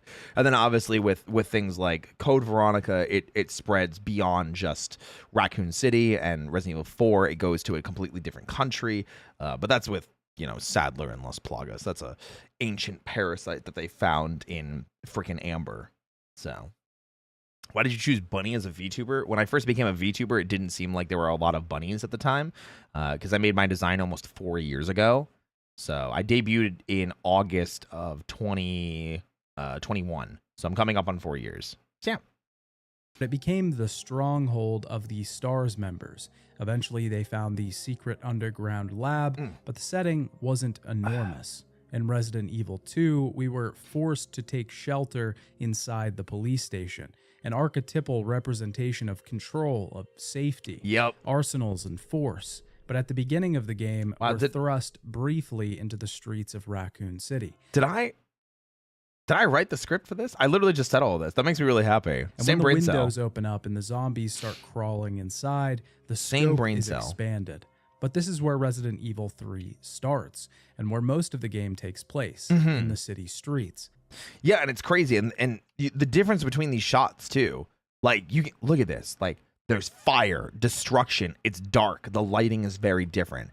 And, you know, there's glass shards everywhere. But then Resident Evil 3 you come to, and it's like, it's still a city. You know, this outbreak only happened recently. you know? The outbreak only happened recently. So there's still like signs that people actually lived here and it's not just run down destruction, fire and hellfire, you know? The environment is Raccoon City itself, and instead of just a singular location with some other buildings branching off of it, it's the entire city. Yeah. This sets an interesting precedent, though, that we no longer have the safety of a stronghold. Yeah. I also agree with that. I just wanted to point out, it is always really funny to me that like Jill leaves her apartment, like her home, and she brings a handgun and an assault rifle. She's like, I'm going into the streets. Gear up. The protection of walls and a roof is completely gone. You could view those same walls. I mean, and this shit ain't Jill's roofs first as a rodeo. It's trap, true. but they It's at very least true. represented a lesser evil. Very real. There was a filter on those walls, one that only allowed a slow trickle of the infected from the outside. Oh, yeah, and I talked about that before too, where you're very kind of like isolated in the mansion, and then even in RE2, because like there's only so many people that could exist in this police station. But like RE3, you're on the streets. This is like where people live. So also with the goddamn tube top and skirt with the Uggs. Listen, I'm just saying I rocked this outfit. I'm just saying I think I rocked this outfit super well. Like, come on, Jill, you're a police. Where's the vest? Maybe she was trying to leave. You know, she didn't have time to change. Are the zombies still T-Virus? These are all still T-Virus, yes. And then even in Code Veronica, which is what we're playing next week, they are also T-Virus. Although at times it's T Veronica virus, but that's a different story. We'll talk about that later. Wasn't she reprimanded and put on leave? Yeah, so it's Stars was disbanded, and I think all the Stars members were put on like administrative leave. And I don't even know if she was at the actual Stars office ever. You know? You enjoy the real stories? Yeah, I love hanging out with Papa, Buff, Shia, Candy, and then Froggy jumped in at the end too. I love them. I love them. I made Jill dress like a Regina. Yeah, we talked about Dino Crisis before. I've actually never played the Dino Crisis games. I would love to at some point. But yeah, maybe one day, you know? Also, G infected in RE 1, 2, and 3, though. Well, G is only in 2. G is only in Resident Evil 2. And that's what we deal with, like Birkin and the G parasites or the G embryos or the G adults. Those are only in 2. They're not in 3. It is relegated just to Birkin and his stuff in the police department and then the under part. Well, the Gamma Hunters are just hunters. That's not G virus. It's just Gamma. You know? What's the significance of the mansion? Like, is that where the zombie started it? Yeah, so the mansion, the Spencer mansion, which is the mansion from the first game, is where the virus was being studied and where it was being kind of like investigated and seeing what they could do with it. But Umbrella's headquarters, their stronghold, was in a city nearby called Raccoon City. They basically controlled the city because they're just that much of a superpower in terms of money. So underneath the city, specifically underneath the police department, they had a lab where they're developing other things like the G virus and other zombie viruses. So what happened was in RE2, they went to take the G virus. Birkin wasn't too happy about that. He tried to defend it. Birkin gets shot, then infects himself with the G virus, kills a couple of the people while they're leaving, and steps on vials of the T virus. That T virus ooze that's on the floor gets eaten up by rats. The rats then get into Raccoon City, since it's just above the labs. They infect some of the water supplies, and then people get infected in the city. Bam, easy infection. I was sure Gamma were infected by G virus. My knowledge is all wrong. Nah, yeah, it's you'd be surprised. G is basically only in Resident Evil 2, and then the one movie, Resident Evil Damnation, or is it Degeneration? I always get them mixed up. Whatever the first CG movie is, the one in the airport. I really like that one. I'm a big fan of that movie. Oh, dog scared the shit out of me. Hold on, let's see what's going on with Hungry.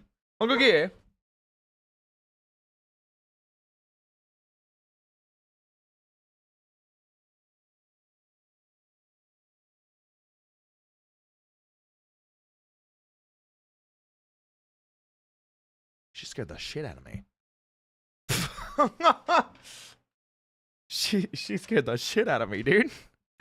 I was just big chilling. She barked. I lost it. I was like, what's happening? All right, let's get back to the video. And yes, it is Resident Evil, the virus alphabet. Yeah, because there's the T virus, the T Veronica virus, the T Abyss virus, the G virus, the C virus, Las Plagas, Ouroboros, the Mutamycete, the mold in 7 and 8. Is that it? Hey! Knock it off! Is that it? What's the one from Village? That's the mold.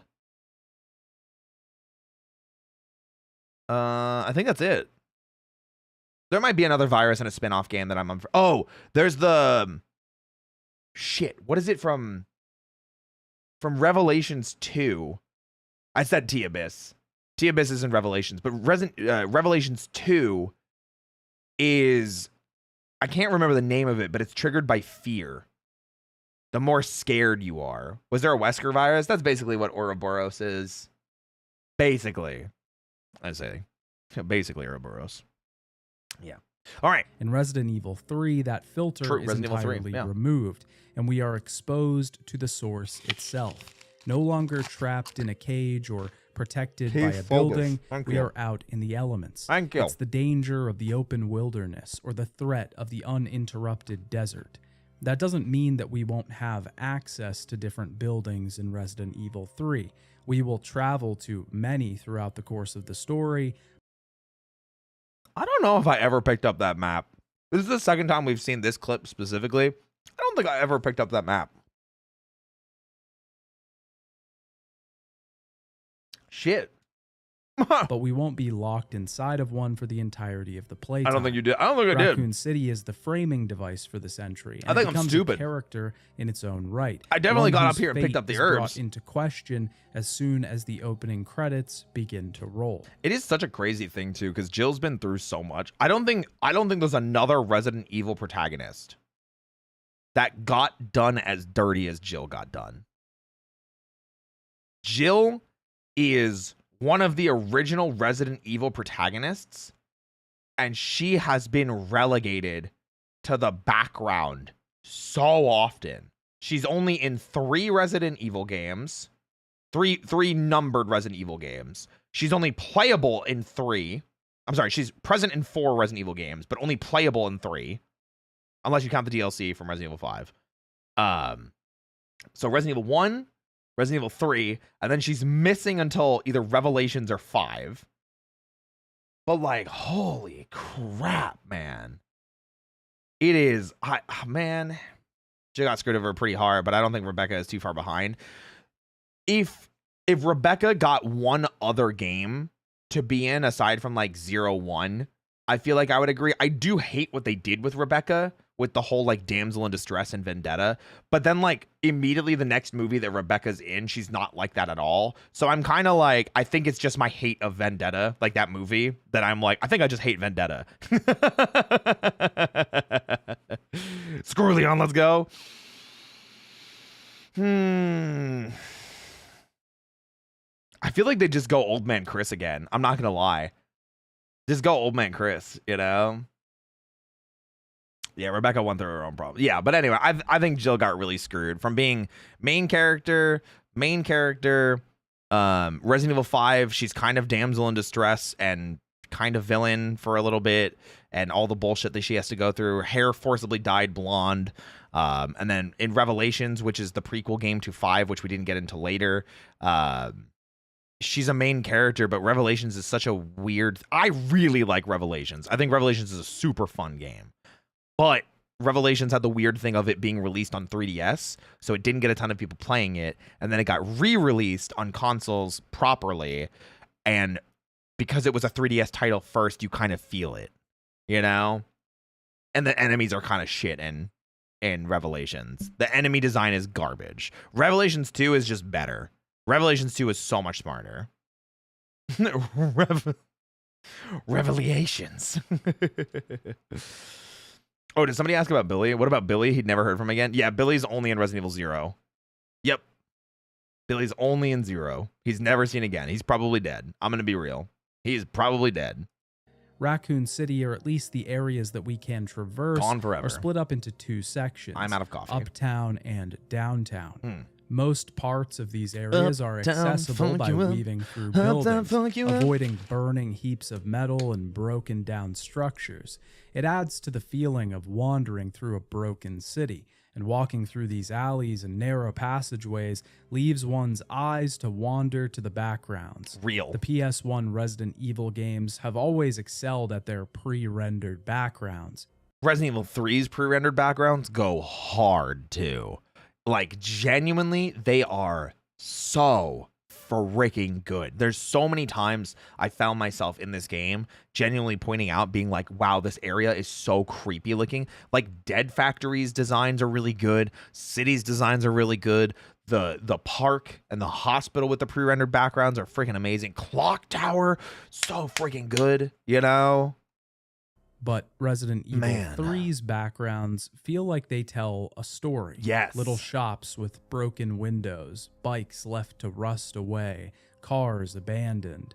The places and items tell the tale of a city lost to the scourge. I had dodges like that too, where you just, that's what I was talking about. You run past Nemesis. And items tell the tale of a city as he's punching. Lost. That's how you do it, instead of using the dodge thing. That's what I was talking about. To the scourge, captured by the armies of the undead. The battle is not being waged. It's already lost when we begin the game. And that's why it's different from when you play in Resident Evil 2, because it's not just that the battle's lost. This is a couple days after the battle is well, a day after the battle's lost, you know? It's going to sound weird, but I always liked the angles and pre-render in 3, especially compared to the remake. I agree. And that is something that I will always praise, and Final Fantasy as well in this sense, for pre-rendered backgrounds. Final Fantasy IX, for this reason, I think holds up incredibly well, because the pre-rendered backgrounds, because they force you to see a specific angle where they want you to see it. They want you to see how good this looks because they put time, effort, and care into making that specific shot. And that's why there's something special about classic Resident Evils and classic Final Fantasies like PS1 era, where you see these shots and you live them in the same way that they were designed to be seen. And that is unfortunately something you just don't get in remakes of these games, because unless the camera is ripped away from you and forces you to look at one specific thing, then it's kind of like, man, kind of sucks.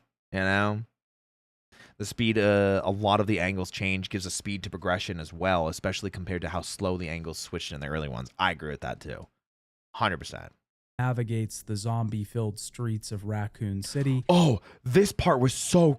Bro, I'm getting PTSD flashbacks. I just got goosebumps thinking about what happened. So my playthrough here, we come up the stairs and there's just an office that you can go into. Freaking Nemesis body blocked me. And he threw me behind. If he didn't throw me and just kept punching me instead, I would have just been stuck. He literally... She hears someone... Comes running up these stairs. Where is it? So once you go through this door, you just go into an office. And the Nemesis pinned me against the wall. It was insane. I was so tired. I thought, I was like, I'm dead. There's no way. I don't think I can get out of here. And for some reason, he decided to throw me, and he threw me backwards out of the pincer maneuver he had. Yeah, this was the newspaper place. She hears someone battling the undead in a nearby bar. As we enter, we see Brad being attacked. Resident Evil 3 takes place the day before the events of Resident Evil 2. Yep. So Brad Vickers, the STARS helicopter pilot, has not quite been consumed by the T-virus just yet. Just yet. I do like this, though. I wish we kind of got to see Brad be a member of STARS. You know what I mean? Because it's like we see Brad in two situations. One, he leaves and takes off. He leaves the team behind. You know, in Resident Evil 1, he just takes off. He leaves the team. I'm sure it's because there were dogs and he didn't want to get eaten. But like, Resident Evil 3 is like we run into him and he's being bitten by a zombie, stumbles into RPD, immediately gets one shot by Nemesis. You know? I don't need a Brad companion. I'm just saying it would have been nice to see him kill something. You know, fight something. Because like in Resident Evil 3 remake, the bite that he gets in the beginning of the game is fatal, and they never talk about it in original. I was always curious about that. Like, if people have herbs, can they just heal the bite, or did they just not realize that the bite was what changed things? Yeah. He's already heavily wounded and has accepted his fate. It's got a sting. According yeah. to Brad, someone is hunting down STARS members, and he seems to think that there's no escaping it. He's hunting down. He's coming for us. We're both gonna die. Brad, what are you talking about? You'll see. He's after STARS members. He's after STARS members. There's no escape. Brad heads out the front door before. And that's what I mean. It's like, it's such a shame because it's like Brad's legacy in RE1 and RE3 without the context of 3 remake. He's a coward. He's terrified constantly.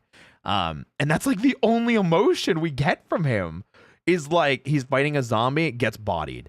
He's flying the helicopter, runs away and leaves the team. He's talking about how something's coming after them, is terrified. And obviously like very scary situation, but those are the only emotions we see from him. Whereas like Jill is in the same exact situations, and instead she puts on the Uggs and she kicks some ass. All my homies hate Brad, I guess.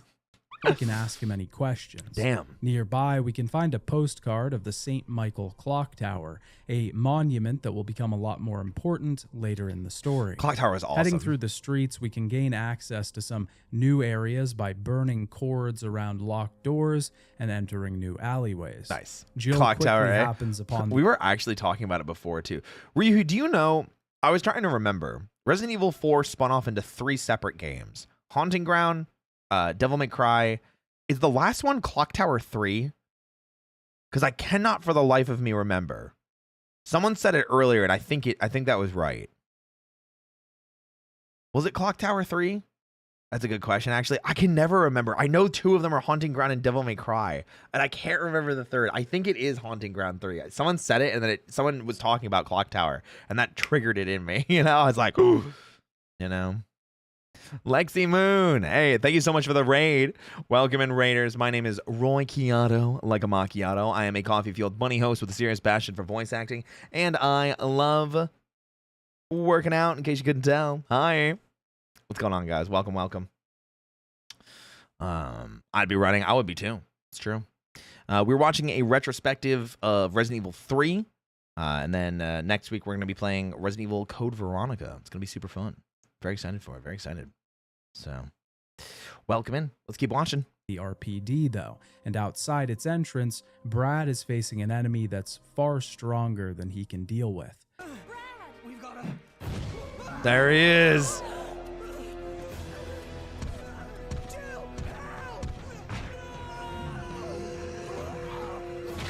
Ooh. This is the introduction of Nemesis, our. And I see Ryuhi already saying, oh, yes, CV, my beloved. Yeah, next week we're playing Code Veronica. I'm very excited for it because I haven't played Code Veronica, I think, since it was ported to Xbox 360 and PS3. So, very excited to dive back into that. It'll be my first time in a long time. Our new primary villain for this Hi, entry. Lexi. Glad to We're have also you. introduced to a new mechanic here. After Brad is brutally killed by this boss, we're given a choice, either to fight with the monster or to head into the police station. This is the first of what Resident Evil calls live selections. I love these. We have only a few seconds to decide which choice we want to make. These live selection moments are presented throughout the entire story. I feel like we made really good decisions on my playthrough, too. We fought Nemesis. We electrified this gate. We pushed Nemesis off a bridge. We hid in the back and then exploded him. We jumped out of the train. Like, we did a lot. I think we picked really good stuff. Will affect the version of the game that we play in various ways.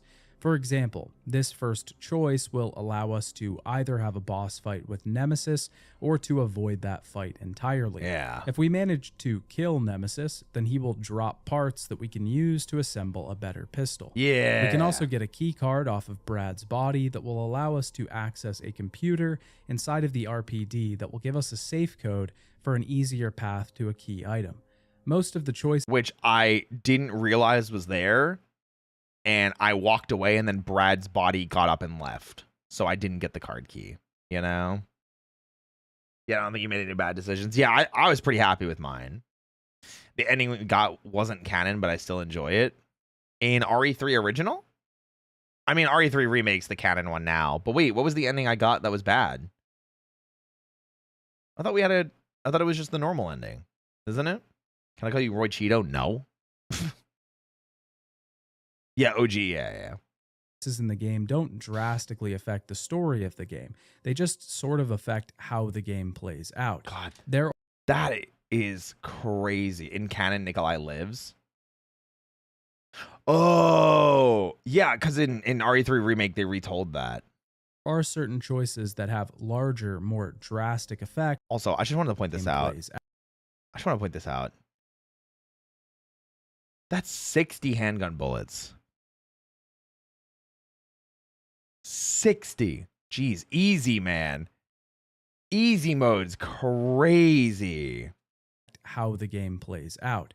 There are certain choices that have larger, more drastic effects, but we'll talk about those later as we get to them. The live selection system overall is a good choice, and once again makes the system more dynamic. It's really While good. our choices aren't necessarily going to determine if the main character lives or dies, but it will affect the path that we take through Resident Evil 3. It's so funny too, because you can just come back out here and see all the zombies like burn to a crisp on the ground. I freaking loved it. It was such a cool, like this section, like the power station, and getting, what was it, like the cords or whatever we needed, was so crazy. This whole section introduces Nemesis as well. Nemesis is our equivalent to Mr. X in this entry. Nemesis will follow us throughout the entire game, even if we manage to defeat him outside of the RPD. I thought he was killed. We shoot him in Remake, and he releases Carlos, and then we leave him. I think in canon, Nikolai is then like picked up by like an umbrella person, and escapes before the blast hits. But I don't know where that canon takes place. Like, I don't know where Nikolai would have shown up if that is the case. In RE3 Original, he is attacked by Nemesis in a vent and is like mangled at like as a corpse and shoved into a vent. It's like really visceral. Yeah. He will chase Jill relentlessly through buildings, on the city streets, everywhere. Ooh. Sometimes he will corner us and we'll be faced with more choices, whether to fight him or not. Like Nemesis sets himself apart from difficulty Mr. Resident X, Evil though, games. I've gotten because that of his ending too before. general Yeah. demeanor and pace. In Resident Evil 2, Mr. X was an overwhelming presence because at the beginning he felt almost unpredictable. I'm not gonna lie, Mr. X was kind of a disappointment in Original 2. Because, like, there's only, like, 3 or 4 times you find him, and they're all scripted. There's no randomness. It's just, like, yeah, there's, like, scary times where he busts through the walls, but it's, like, that's almost the fun of Nemesis, is, like, you never know when he's going to show up. Whereas, when you're fighting against Mr. X, is like, okay, Mr. X is here, you know, he's going to block me off here, you know, something else is going to happen here. And it's like, it's not as fun because he's not like a stalker, you know? I mean, sure, it was the first time for the idea, so it was kind of wild. They definitely refined it. Yeah, I agree. Mr. X in Original 2 becomes Nemesis in Remake, while RE2 Remake and Mr. X become Nemesis in the original. Yeah, they like swapped roles. It's such a shame. Would follow us throughout the game and was persistent but slow. He was a constant presence that slowly but surely would make his way towards you. It was the consistent thrum of perseverance and knowing that regardless, over time, he would make his way to us.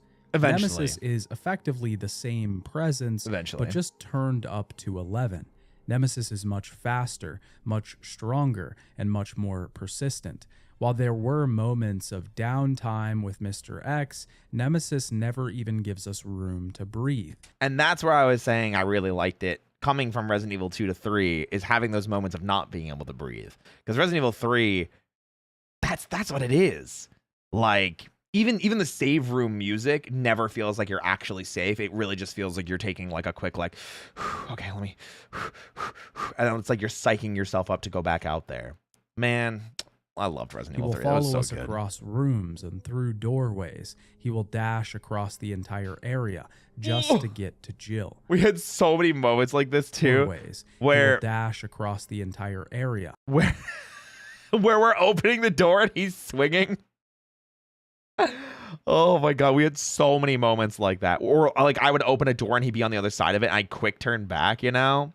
RE3 safe rooms felt like Left 4 Dead ones. They look safe, but it doesn't take you long to realize you need to keep moving. Yeah. I like that. Just to get to Jill. He is difficult to avoid, but our best option is honestly just to run from him. Most And of the Nemesis time, is yeah. honestly the scariest part of the game. It takes the pressure and intensity from Resident Evil 2's Mr. X and fully activates it. Oh, that Nemesis sucks. is Right by the designed this way door. to adjust itself to the larger scope. Yeah, so many of oh shit Resident moments Evil with 3. Nemesis. Yeah. If Nemesis moved just as fast as Mr. X, then he wouldn't be as imposing of a presence in the wider, more open streets of Raccoon City. 100%. But this brings me to another point about Resident Evil 3. Hit me. What do you got, The your game son? Or includes your favorite two son? difficulty options from the very start: easy mode and hard mode. Oh, and we talked about this too, because when we played it, I was aware of this already. It was like a translation error, because there's, I think in the version that we played too, it just said easy and hard, and we played on hard. Easy, you start with an assault rifle, infinite ink ribbon, so you can save as many times as you want, and a first aid spray box, which is like way easier for later in the game, because you can just carry 3 first aid sprays in one inventory slot, so you have so much healing. And the assault rifle, really good for early game. Ours was a range normal. Oh, okay. But on normal/hard, when you beat Nemesis, you get the weapon upgrades and the weapon parts and things like that, whereas in easy you don't. He doesn't drop anything in the easy version. Mode is actually just the normal mode of the game, but honestly, the difference between these two modes isn't just how difficult the game is, but in my opinion, hard mode actually sort of ruins the vibe of this game. What? Wait, I might need to know more Because about there's it. such a lack of emphasis on the atmosphere of this game, the difficulty doesn't feel like it lends itself anymore to the ambiance of the game. Wait, what?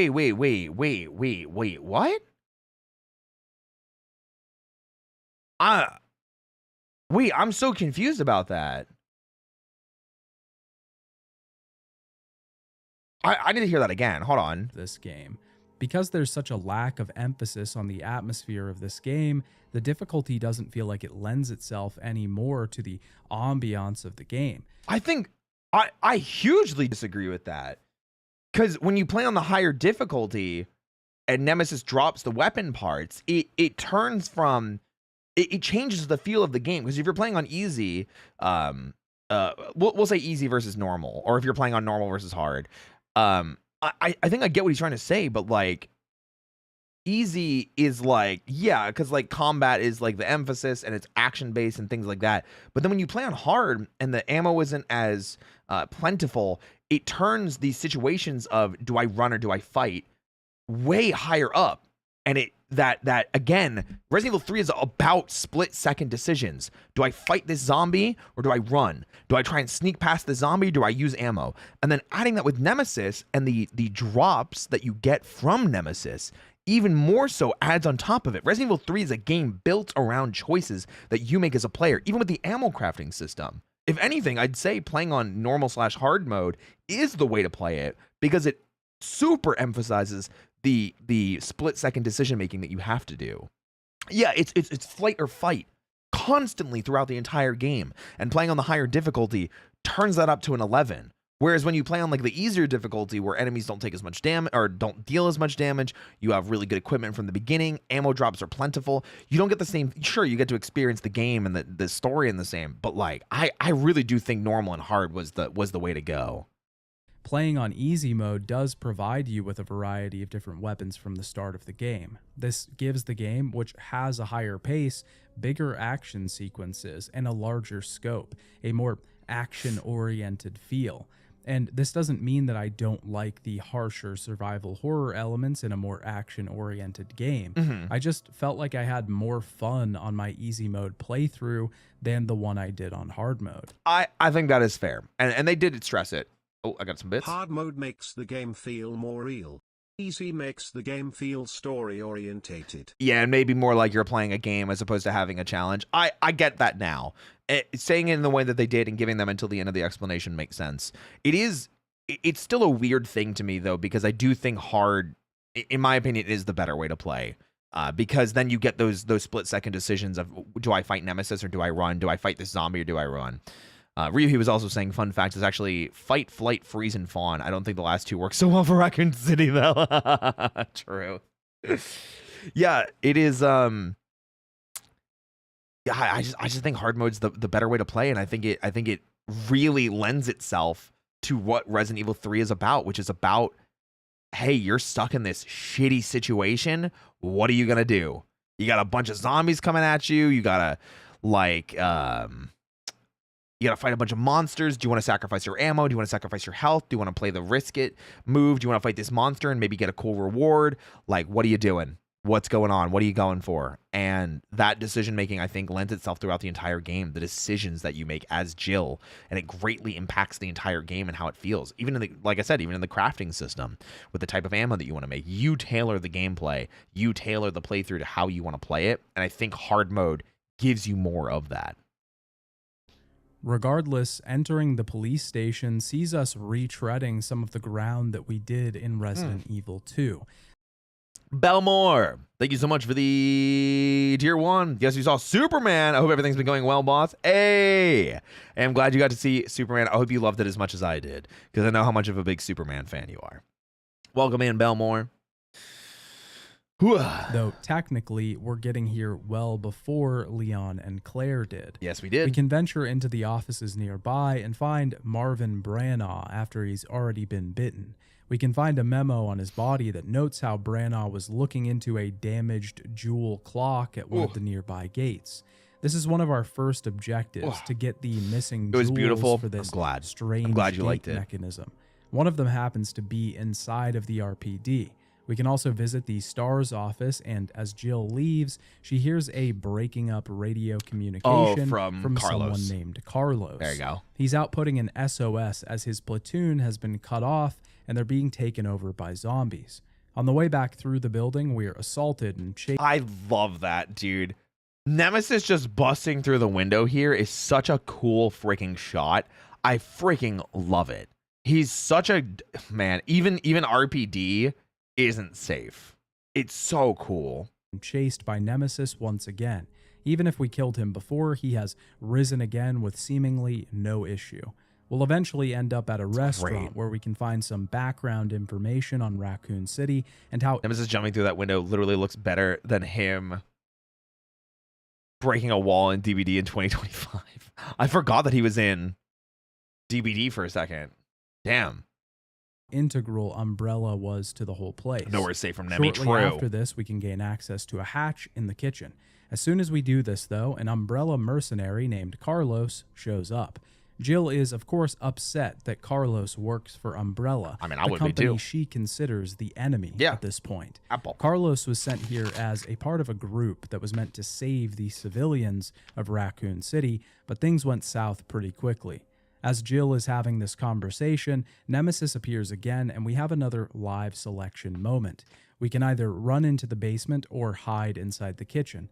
Hiding inside the kitchen seems like the better option because this label is probably the worst in the entire game.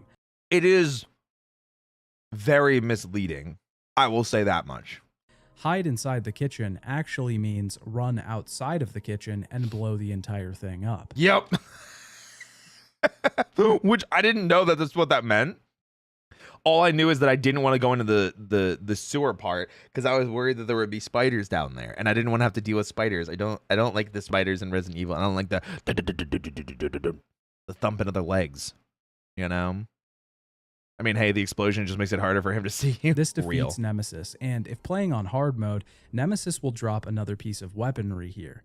We can exit out the back door or the first aid spray box, which is what I got because we already had the eagle by this point. Where Jill asks Carlos why his team was sent here in the first place. Blow this fucker up, True. Carlos claims that they were sent only to rescue civilians, but Jill uses this moment to argue the morality of Umbrella being involved in the cleanup of their own mess. Why did Umbrella send your team here? Our mission is to rescue the civilians. How kind of you. Considering Umbrella caused all this in the first place, those liars. But Carlos ensures that he separates him and his company from Umbrella. They're only mercenaries, and he requests that Jill join them before rushing off to investigate other noises throughout the city. I do appreciate this because, like, from a realistic standpoint, I've always really liked Carlos, and I feel like we get a lot more in Remake 2, where they're kind of like, their conversations back and forth of like, are you kidding me? Are you fucking kidding me? Like, Umbrella's the one that caused all this mess, and Carlos is like, what are you talking about? Like, we're just here to rescue people. And Jill is like, doesn't believe him, doesn't trust him, and Carlos is like, listen, I'm just a mercenary. You know, I got paid to do a job. I'm here to do a job. Like, that's all I'm doing. I have no affiliation with Umbrella outside of them paying me for this. That's it. And it is just a nice conversation because it really does make it go like, is he a bad guy because he's with them, or does he really just not know? So after this, we can continue our search for the missing gems. Would you believe him? It's hard, you know? I mean, no. But, like, at the same time, it's like, if he's genuinely, like, if Nemesis is trying to actively kill him, which he was, like, there's a version of that kitchen part where you can just fight Nemesis. He'll fight Carlos, you know? And in my eyes, if Nemesis is trying to fight and chase Carlos, then Carlos is trustworthy. Claire would have snap kicked him and ended up saving his life later. They become BFFs. True. Would you believe RE3 remake Carlos more? I think of equal amount. I don't think one is more believable than the other because, like, the context of the setup is, like, different. Because, like, Jill meets Carlos right away in RE3 remake. Literally right away. It's like the first 30 minutes she meets him. Whereas, like, Jill and Carlos don't meet for, like, the first hour and a half in RE3 original. I'd probably trust Carlos in remake more because you meet him so early and then is immediately like, look at all these civilians we saved already. We're getting these guys out of here. But both are believable after talking to them, in my opinion. So, hi Mochiki Omi. Remake Carlos is more developed, so it's a bit unfair. Yeah, that's what I'm saying. Like, I would still trust this Carlos. It's just, you know, its context is different.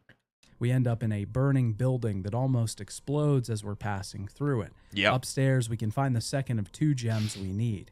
We can also find an interesting memo from a reporter that was looking into the cannibal disease that was spreading throughout the city. The cannibal They disease. knew that the city held the key to the disease's cure and creation, but they were still tracing down leads.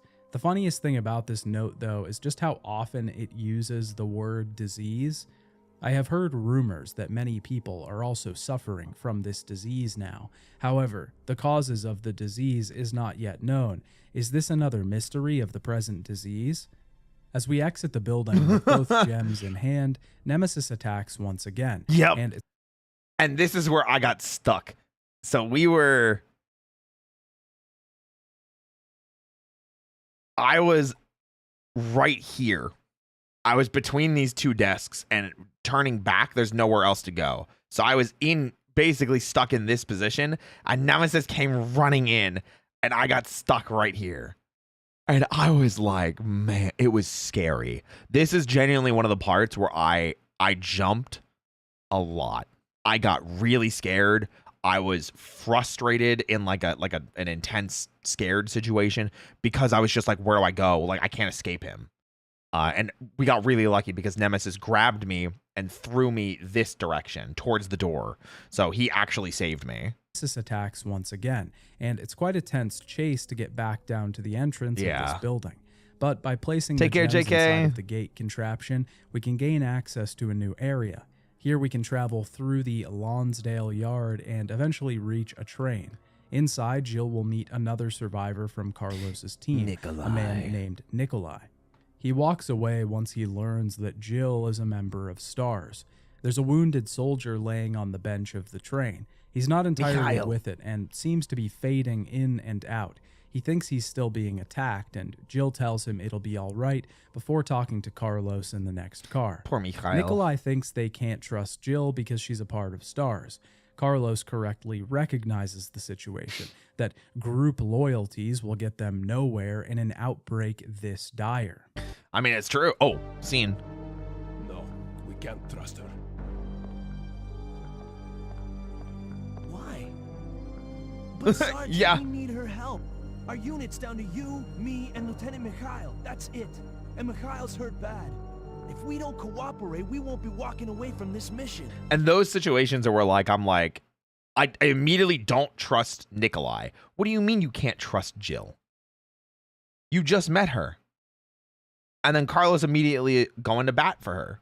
It's stuff like that I'm like, original Carlos is like, he's like, what do you mean we can't? Like, he's genuinely confused. And you can feel that confusion, and that, like, this is obviously the right answer. Why are you going against it? That's like the markings of, like, a good person, or like someone that's being truthful or earnest. Nikolai eventually relents and tells Jill their current plan. They're trying to make it to the St. Michael Clock Tower to meet up with a chopper that will act as their evac out we're of the finally city. saved. Because the city Rocket. has already been destroyed and roads have been blocked, they need to use the train car to get to the clock tower. Carlos then gives Jill an extra pack that increases our inventory space. At this point, our overall goal is to get the train running again. For this, we need 3 parts: a power cable, some machine oil, and a fuse. We can get the machine oil by heading to a nearby gas station where we meet Carlos again. Zombies end up tracking the two down, and Carlos has to head outside. I love how the zombies tracked them. The zombies from the city shambled together. We're like, hey guys, you know, we found out there's some crazy shit going on. Yeah, that UBCS mercenary and that bitch in the tube top. We're gonna go fuck them up at this gas station. Come with me, guys. What the fuck? Zombies? Unionizing? That's crazy. Terrifying. To defend the building. After we solve a puzzle and get the machine oil, though, the place blows up, enveloping the gas station in hellfire as the two barely make it out alive. This zombies show sign of predatory instinct and intelligence. It's quite scary. Yeah, absolutely. 100%. Leaves Carlos to head out That again. bitch in the tube looking for top. more I mean, it's the bitch in the red dress. What do you want me to say? materials. We'll eventually have to take and place some items in the statue of the mayor of Raccoon City, Michael Warren. This will give us a battery that we can use to get an elevator down into a construction area of the city, corrupt which bitch allows too. us into the substation. Here we can get the fuse, but we're quickly set upon by a massive group of zombies. Again, zombies unionized. Bro, they said stop it. We want equal rights and equal shares to your brains. Knock down this door, bitch. Come on. If we decide to run away, Nemesis will actually show up and take some of the zombies out for us, but we will then be forced to deal with him. If we increase the electricity output, we'll explode zombie heads like it's nothing, giving us a clear path back out of this place. Something I should also note that makes its first appearance in Resident Evil 3 are interactable objects in the environment. And by interactable, I actually mean shootable objects. Yeah, and there were a few that I just didn't know were here. And I'm so sad because I just didn't know. You know, I was looking at it. I thought it was just part of the environment. It was hard to tell, you know? These can be red barrels that explode when hit with a bullet, a transformer box on the wall, or a loose valve on a pipe. This is another tool that the game gives us to deal with the increased amount of zombies in this entry. Yeah. Because there are so many more enemies than there were last time. I don't think I ever used the C4 that was on the walls either. I kept trying to, but my bullets kept hitting like the enemies that were nearby, which is really funny. We need some way to thin those numbers. Interacting with these objects just feels great, especially on the harder modes. A huge group of zombies is a terrifying sight because we know we're going to have to spend tons of ammo to clear them out, or expend health objects to run away from them. But exploding an entire group... Dude, that is the shot that I tried to make, and I kept hitting these freaking zombies. Oh. With the use of a wall transformer, let's up those numbers. Leaves us relieved that we can use 1 or 2 bullets to deal with multiple enemies. Remember, Resident Evil is a game about efficiency. Now that we have the machine oil and the fuse, we still need the power cable and an additive for the fuel. The power cable can be found in a car in a nearby garage. The additive can be found in a sales office. We find Nikolai crouching over the body of a dead soldier from his party. He admits to shooting Murphy because he was bitten. And Murphy's the guy that we see in the early parts of RE3 remake, where again, Nikolai shoots him and we didn't even confirm that he was bitten. And yeah, it was crazy because he just kills him and like there's no proof that the infection even hit him. He takes a cold approach to the soldier's death. He would have died anyway and even turned beforehand, so what's the problem? But Jill takes umbrage with this. He was still conscious. I'm sorry. She takes umbrage with this? I don't think I've ever heard that word used before. These words are fancy. What's happening? There was still a chance. Nikolai rationalizes the action by saying that it took fewer bullets to kill him now. The RE3 retrospective. Zombie.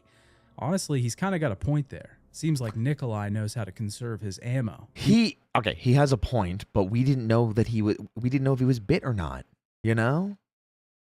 Must have played the first 2 games. Nikolai is typing things into his computer, and we have to gain access to the back room here.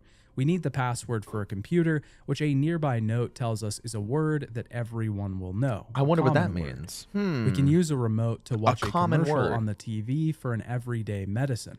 Interestingly enough, the solution to this puzzle is randomized. I think I had Aqua Cure. Or did I have Safsprin? No, I had Safsprin. I think I had Safsprin. There are only a few solutions that the game can cycle through, but it could be different between your playthrough and mine. There's a lot of puzzles like this in the game, and I think it was the first game in the series to have dynamic puzzle solutions. I love this change, and I think that not only does it make the game more dynamic, it requires you to actually interact with the puzzle instead of just looking up the solution. Getting the additive from the back room gives us all the items we need to fix the train. Unless you're a speedrunner, and then when you just try the fastest solutions, and then if you get slow solutions, you just restart. Everybody knows Roy's PS1 survival horrors, the critically... My favorite, yeah, is definitely Galarians. 100% it's Galarians. Galarians was a time. Galarians was a time. But as we grab it, zombies start pouring into the building. And I just have to say that I love this cutscene. It's pretty short, as most of the FMVs in this game are. Wait, that's 3 for 3 that the zombie horde, even though every time it's dealt with and killed, a new zombie horde finds that bitch in the tube top and tracks her down. You know? You love making scientists spontaneously combust with your mind. Oh yeah, I had a blast. It's so well done, especially for the time period. The undead pouring into the windows, the way that the blinds bend and break, it just looks so cool and lends itself to the atmosphere. Our hordes formed. It's just zombies walking together, I think is the thing. Resident Evil really well. We have to deal with this Nemesis group can't of control zombies, them. and we can find the place where Nikolai was, but we see that both Nikolai and Murphy are gone. Nikolai's computer has been broken as well, so we can't access it. Heading back, we'll be chased. Oh, yeah. I remember I found a first aid spray and I was like, I might as well use it and just pick up this first aid spray. And I walked out and there was a zombie hugging the corner and they bit me. I was so pissed. Once again by Nemesis. And at this point, he's gained a rocket launcher as well. Okay, we have the rocket launcher in the RPD. We saw you dodge a rocket, but okay, go off. Meaning that if we're running away from him down any straight paths, then we need to zig and zag to make sure we can avoid him. On our way back through the garage, Jill gets caught in an earthquake, and we have another split decision. This is probably one of the least impactful decisions, as we really will just gain access to a small underground area if we jump down. Yeah, Generally, from what everybody told me, the best option here is just to climb up, and that falling down, I think it just puts you in a room with a bunch of leeches, and then you just leave. And that's it. There's no items down there or anything. Yeah.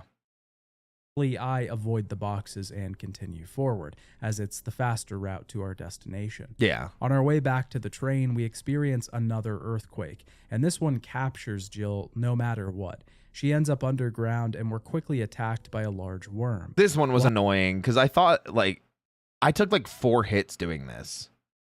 Leeches from 0? No, they're like worms. They're like worm leeches.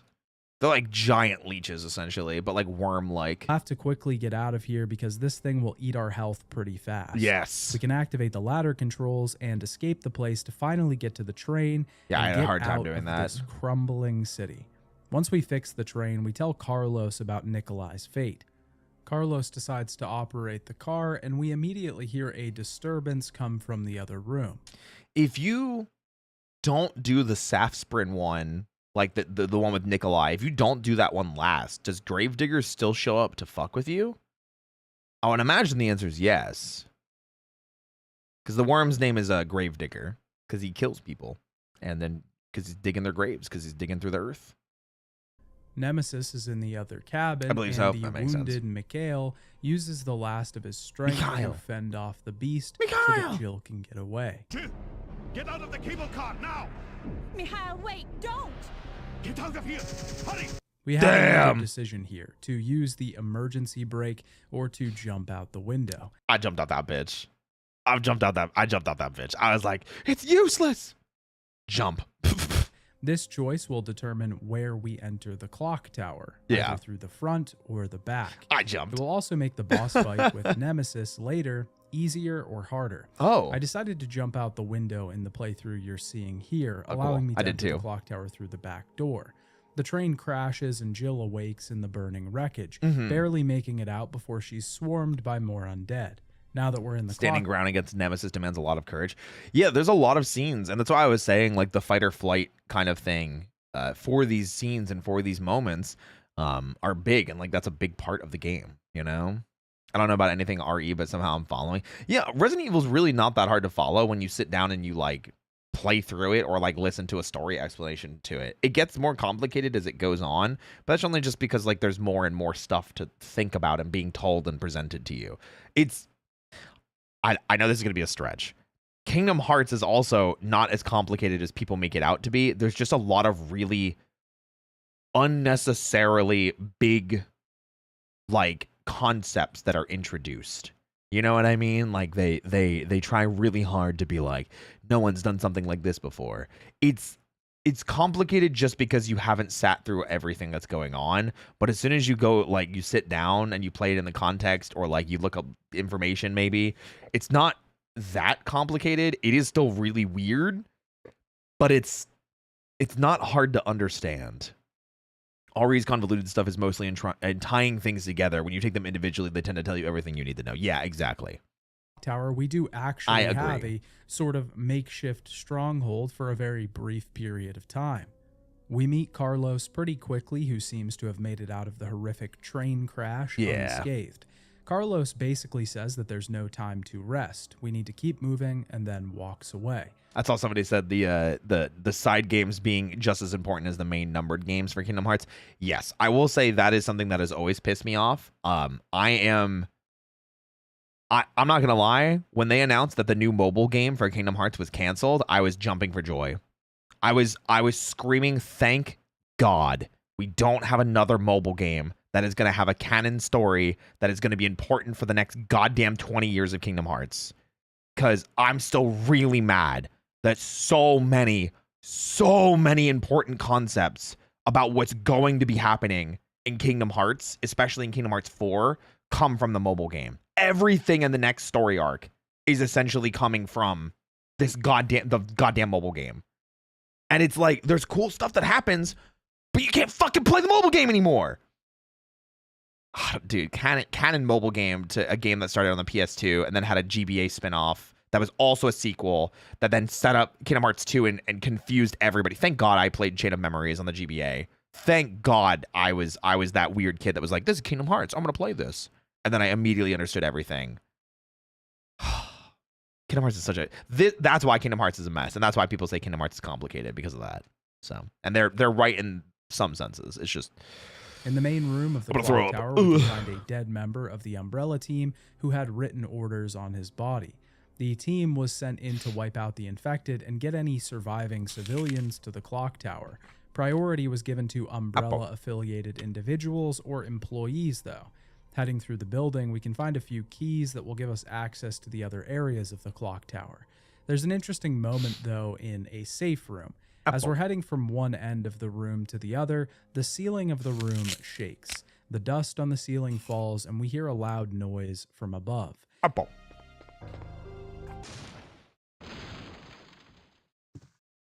When I first played this section, I was sure that an enemy was going to fall through the ceiling and attack. This brief... Not gonna lie, kind of wish that did happen. I think it would have been crazy to have a moment where an enemy actually busts into a save room and makes it completely unsafe. This was dope too. You know? Moment isn't long or drawn out, but it does something incredible. Realize how fragile the safe rooms are. Yeah. Just like Resident Evil 2 made the puzzle rooms no longer safe, with this small scare, Resident Evil 3 the double integrity of the safe room as a concept. In general, safe rooms have always been no combat zones in the Resident Evil series. Yeah, they're always the save Enemies rooms that are like the safe and while spaces. in them, you are treated to calming, if not slightly Hello. Hi, haunting welcome in. music. Thanks for the follow, you can Melanie. switch out your weapons and save without a care in the world, but the implication that an enemy might come crashing through the ceiling makes us question whether the developers are about to break that agreement. Those are the moments where I really like Resident Evil 3, because it feels like those types of situations happen pretty often where they air quotes break the rules, and it's fun for that. You know, because then your adrenaline spikes and you're like, well, if they broke this rule, what other rule is going to be broken? You know? Thank you, Belmore. If they've decided that the standing truce between the player and developer... Also, somebody said Kingdom Hearts series playthrough. I think I have them all on Steam. Actually, good. I think I have them. I think I got them all on sale. Yeah. So I actually have them, which is great. I don't know if I would do a whole series playthrough, because like, man, that's a lot. You have all of them. Do you have all of them? Yes, because the collections are all... Oh, I don't have Melody of Memories. I've never owned that. Yeah, if KH4 gets like a release date, maybe we do like a Kingdom Hearts retrospective and we go through the entire Kingdom Hearts franchise. I think that could be fun. But Kingdom Hearts is a lot more than Resident Evil, because like Kingdom Hearts those are like 20, 30-hour games. You know? Where Resident Evil is, you know, I beat that in one sitting and we move on to the next game. It would be interesting to do like Kingdom Hearts and just, I have to beat them all in one sitting and we're here for, you know, 20 to 30 hours. That'd be pretty freaking cool. It'd be pretty dope to go through the entire franchise like that. And things would probably make a lot more sense if we play them in air quotes release order too. So I don't hate that idea. If Kingdom Hearts 4 ever gets an announcement for a release date, I think that would be the plan. But I think where we are right now is once we're done with the Resident Evil retrospective, I want to do Silent Hill, because Silent Hill 1 remake got announced. Though there aren't good ways of playing Silent Hill. That's the only problem. There aren't. So I want to do that, but I don't think I can, because playing Silent Hill 1, 2, and 3 original, that's hard. They're not on Steam. They're not easily accessible. They're not even on GOG. You know? Just play 1, 2, and BBS. You could. I actually don't like Birth by Sleep as much as everybody else. I'm not a big fan of how the combat system works in Birth by Sleep. I really did not enjoy it. What else was I thinking about? Devil May Cry. If we get another Devil May Cry announced, I'm doing it with that. I want to play Luigi's Mansion, so I might as well do it with that. We'll probably do those in one sitting too. Metroid would be a cool one if Metroid Prime 4 gets that release date finally, you know? I think that'll be cool. Silent Hill is such a big franchise. Yeah, and that's the other thing is like I don't want to play every Silent Hill. I would want to play like 1, 2, 3, and maybe 4, but like that's like it, you know. I'm waiting for Luigi's Mansion original to come out on Switch because then all of them are on Switch. Makes it way easier. So Developer is no longer upheld, and they shatter it in a blaze of vicious betrayal. They don't, of course. Nothing is allowed to come through the ceiling, and the safe room is intact, but this is a subtle way to make the player feel much less comfortable in the safe room from now on. I'm going to give props to Resident Evil 2 for a second here. Resident Evil 2 did this to me because the main hall is never a threat in Resident Evil 2 original, but the next room over in Leon's B scenario, where there's an item box in it, had 3 zombies in it in the B scenario when we first got there. And it scared the shit out of me. I was like, oh, cool, there's an item box here. Open the door, there's 3 zombies. And I remember screaming. I remember being like, why are there zombies here? And it felt like they were breaking the rule. That like anywhere there's an item box, it should be a safe room. And it wasn't. And I remember loving that from the B scenario. So it's a lingering feeling that lasts the rest of the runtime of Resident Evil 3. Yeah, absolutely. Making our way through the clock tower, we have to obtain 2 gears to get the bell functioning again. We'll solve various puzzles to make this happen and be attacked by Nemesis on the roof. Giant spiders also reappear in this section, and you know what? I didn't really care that much this time. Take that, spiders. Once we obtain both gears, he's trying to shoot the C4. It somehow doesn't hit. Look at this angle. Somehow doesn't hit the C4. Hits the spider here. Care that much this time. Take Jill's completely fine running in fine state. Gets hit by the acid as it's leaving. Spider. Probably just got poisoned. I would have screamed. Poison is like my least favorite status condition. I think we're done with poison. There's no poison in Veronica, right? Or is there poison in Code Veronica? I don't think there is. I don't think there is. Yeah, oh yeah. Megane. Is the C4 really hard to hit? I don't know. I don't think I ever hit one of them. I don't think I ever hit a single C4 brick. I'm going to be real. Genuinely. I don't remember poison in CV, but I could be wrong. I don't remember it either. But then again, I didn't remember it in... it's not in RE3 remake. So, I don't know. Who knows? Once we obtain both gears, the bell is rung. You got me. And the team's chopper... I'm sorry. Show me that again. Once we obtain both gears, the...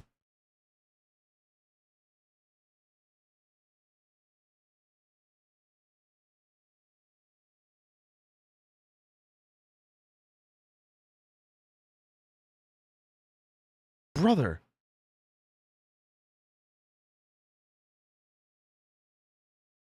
Brother. This is easy mode. This is the power of easy mode? You just get this much ammo? Holy fuck, dude. I want to play easy mode. We go back and do an easy mode playthrough and just have infinite ammo. Holy fuck, dude. The red grenades are flame rounds.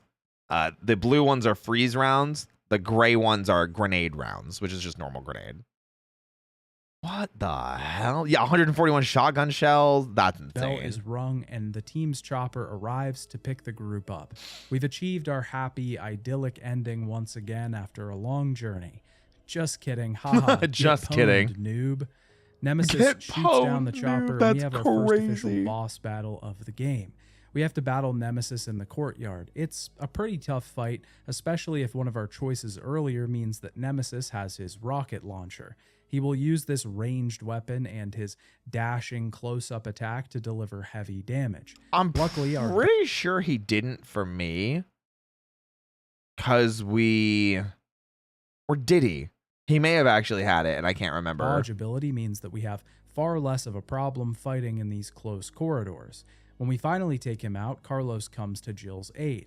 Before the battle even started, Nemesis attacked Jill with one of his strange-looking tentacles. That's the scene that I accidentally skipped. So for those of you in original that watched original, that is what happened. She gets hit by this tentacle shot. And that's how she gets infected with the T virus. Tentacles. This actually infects Jill with the virus, which we can see during the battle by checking our health status. Yep. It will show us the status of infected instead of fine, caution, or danger. After the battle, Jill passes out and Carlos takes her back into the clock tower. He tells Jill that I've seen she'll this be fire. safe It's here, awesome. but they need to find an antivirus to cure her. There's an absolutely insane line here where Jill says, I'm okay. Don't feel any pain. But that's what bothers me. If I can't feel anything, then what does that mean? and That's such a good line, man. Whoever Jill's original voice actress was, is so good for this game. Like, this is 1999. Her voice actor had no right being this good for a PS1 survival horror game. You know? It came out the same year as, radio. What's going on with that radio? You know what I mean? Same year. like, I get it. This is supposed to just indicate the fact that Jill is losing control of herself due to the virus overtaking her system.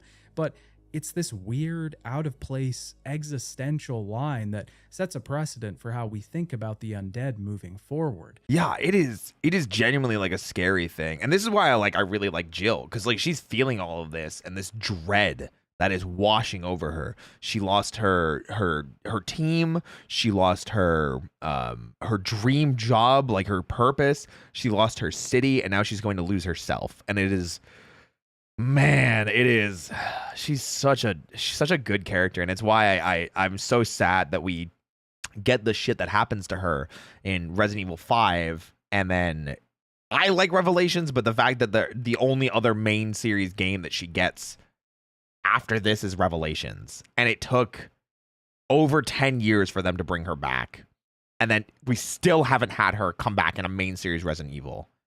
So Catherine Disher, oh, I don't think I know who that is, but I think she crushed it. Yeah. Pain equals being alive. Pain equals life. Pain is good. In this world, pain is the only thing that means you haven't been overtaken, that you haven't succumbed to the forces. Bring of back the Jill, I undead agree. Just yet. The problem is we're going into Resident Evil 5 remake next, or Code Veronica. I know a lot of people really want Code Veronica remade. I know a lot of people do. I don't think we're going to get it. I think the fact that we went from Resident Evil 3 remake to Resident Evil 4 remake, I think that means we're just not going to get a CV remake, which is a goddamn shame, because I think that game needs it. However, I am more interested in a Resident Evil 5 remake. I understand that is a newer game by a good margin, but I really do think there's a huge potential of saving Resident Evil 5. Give us an intro opening scene where we actually see what happened with Jill and Chris, that we know that she's presumably dead. So that way the reveal and the build up to her being missing and Chris's dread going through Resident Evil 5 is much more justified, because like five is such a weird game because it has this overlooming thing about partners and trust and relationships and things like that. But because the DLC came out after RE5's launch, if you don't play the DLC for RE5, the prequel DLC, there's so much less context for Chris feeling the way he does. And if they make it mandatory that you have to play it as a kind of like tutorial mission, I think it would be great. Because you end with a Wesker fight. It's a really creepy Spencer-esque mansion. Really, really fun environment to go into. Just avoid the freaking what's his name? The freaking stalker enemy in 5's DLC. That guy sucked. I did not like that guy. So, but yes, I do want a Code Veronica remake, but I really do think a 5 remake would be fire, especially if they change it a bit and make like, because the game is real. It's about Chris. It is about Chris and his rivalry with Wesker. Every other character is basically a secondary. It's the Chris and Wesker show. And it's a shame because Jill is relegated to being a background character and a damsel in distress, and I hope that they fix that. Sheva, unfortunately, is very much a character that is kind of just there. She's kind of the Billy, you know, she's kind of the Steve. She's a character that never shows up again in the franchise. She gets 0 character development. She gets 0 backstory. She gets 0 anything. She is quite literally just a character. So, but yeah. Anyway, let's continue. Sorry, I was just ranting a little bit there. That's the world we're in now. A world where losing pain means that you're gone. But Jill isn't quite done just yet. For this short section, we'll actually play as Carlos and try to find a cure for Jill before she turns. As Carlos, we have to head outside of the clock tower and back into that first the aid spray looks so weird. We find a nearby hospital that is host to a new enemy type, a variant of the Hunter from Resident Evil 1. These are a disfigured version of the monsters that we saw before. Love these so much. These hunters are so freaking cool. I will say, while I do think RE3 Remake's hunters look incredible, I really, really like RE3 Remake's hunters. I am sad that they're not like mutilated and disfigured like these. Because something about like the hunters being gross here, like I think this is supposed to be like exposed flesh and everything. I'm kind of like, I kind of wish we got this in Remake, and we kind of do once you fight them, but why? Yeah, referred to as the Hunter Beta, a test mutation in its earlier stages. They're spread all throughout the hospital in different forms. Downstairs, we can find Nikolai killing another one of the Umbrella mercenaries. Oh, hey, look. He tells Carlos to not ask any questions. It's the guy that had actually Tyrell a role. Isn't quite dead yet and pulls the pin on his grenade. Nikolai manages to escape out the window, and Carlos heads back into the hospital. That role looks so cool, man. Hospital proper. Do we get to the four frogs yet? Not yet, almost. We can find a vaccine base, and downstairs we can find another base to mix this with. We have to prepare the serum for the antivirus first, though, which takes solving a puzzle. Once we have it, another Hunter test mutation breaks out of the holding. There they are. These are the Hunter Gammas, and they have a fish-like appearance, as well as a greater strength when compared to the Beta. They're frogs. On our way outside, Carlos finds... They're not fish, they're frogs, damn it. They got the water in the frogs, turn to the frogs gay. They're frogs. A bomb placed on one of the struts in the lobby.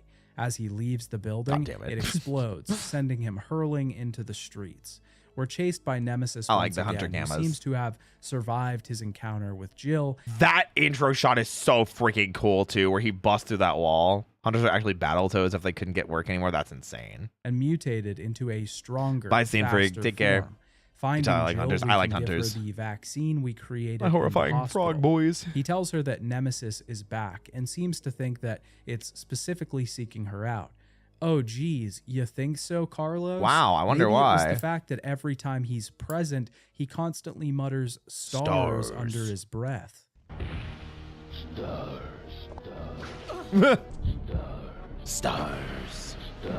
Carlos tells Jill that Nikolai is still alive out there somewhere and that he is their enemy. It's so funny, too, because he's like, oh, and I've got bad news. Nikolai's alive. It's like, whoa, why'd you emphasize it like that? We regain control of Jill at this point and head back out into the clock tower, where we're immediately met with resistance from Nemesis. We can head across the street and get access into the park, where we find a dead Umbrella merc in the mud. Turns out he was a supervisor, and his goal was to observe and record combat data on the Umbrella soldiers themselves. Yeah, I'm still really sad they cut the park. I really don't get why. I guess they just didn't want to do. They just didn't want to do Gravedigger. I guess because if you do park and then you don't have Gravedigger, it may have seemed a little bit more weird. Afterwards, he was ordered to destroy the medical facility. I really like the He was park area. also I did supposed to too. monitor the guinea pig's ability to accomplish its mission. I think it would have been great. This guinea pig could be Couldn't do park. Needed room for that timeless multiplayer game. You mean the one that got shut down? Yeah. tyrant or nemesis or any other manner of being. Heading through the park, we can enter an underground area and get access to the graveyard. Here we find a hidden Umbrella room behind a fireplace. I kind of like that. It's clear that Umbrella was using people as testing guinea pigs. Whoa, They were crazy. even planning on using the virus on prisoners of war to turn them into soldiers against their own comrades. Yeah, so like you infect one of the prisoners of war, send them back, and then they will slowly turn into a zombie and then infect everybody. We also find a memo in this room from Umbrella HQ ordering the Raccoon City project abandoned. They were trying to use their political connections to get things covered up, but it didn't work out. The U.S. Army is planning on activating some sort of plan in the morning to obliterate the city. On the way out, a signal is put out to the nearby console telling all supervisors from Umbrella to evacuate. Nikolai shows up once again and tells Jill that the teams were sent out here. I love that Nikolai shows up here too, though. And he's very much like, yes, let me listen to Jill make fun of me and like berate me for a little bit. Has the gun in his hand, doesn't shoot her. For data collection. Mhm. They didn't know the Umbrella soldiers would be killed, but they wanted to see them in action. Nah, As Geneva another earthquake suggestions, starts, Umbrella, yeah. Nikolai heads out for his own safety. Outside, Jill is dragged underground to fight our second official boss fight of the game, the Gravedigger. Yeah, technically only the second boss fight. Technically. Gravedigger is a giant mutated worm that digs through the ground and attacks with its giant circular mouth. We basically just blast it full of bullets and get out of the way. When it dies, a grate nearby falls down and we can escape. I like the concept of the Gravedigger. I think this fight was kind of weak though, because it's literally just like wait until it comes up from the ground and shoot it. Which I guess is, it's whatever. It's not that bad. It's just like, I'm mad that they cut it from Remake. I think it could have been cool. Back out in the park, Jill encounters Nemesis on a We're going hanging to. bridge. We have two options here, to jump or to push Nemesis off of the bridge. This is actually a pretty big choice and will affect the ending of the game. Oh. I'll talk about its implications once we get to the finale, but for now, this choice really just affects whether we enter the next area through the top floor or the sewers. Personally, I prefer jumping off the bridge. I pushed him off.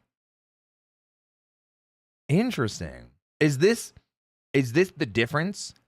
Because Nikolai doesn't die if we make that decision? Whoa. I didn't know that was the difference. Myself, but only because other people told me to. Okay. With this, Jill is attacked by a group of zombies and Carlos comes in to save the day. Rescuing you is becoming a full-time job. I love Carlos. Carlos has found out that at dawn, the U.S. government will be launching a missile at Raccoon City to wipe it out. Aren't you supposed to be playing Soul Fighter right now? I don't think when's the waiting room supposed to be? Did I make the waiting room too early? I may have made the waiting room too early.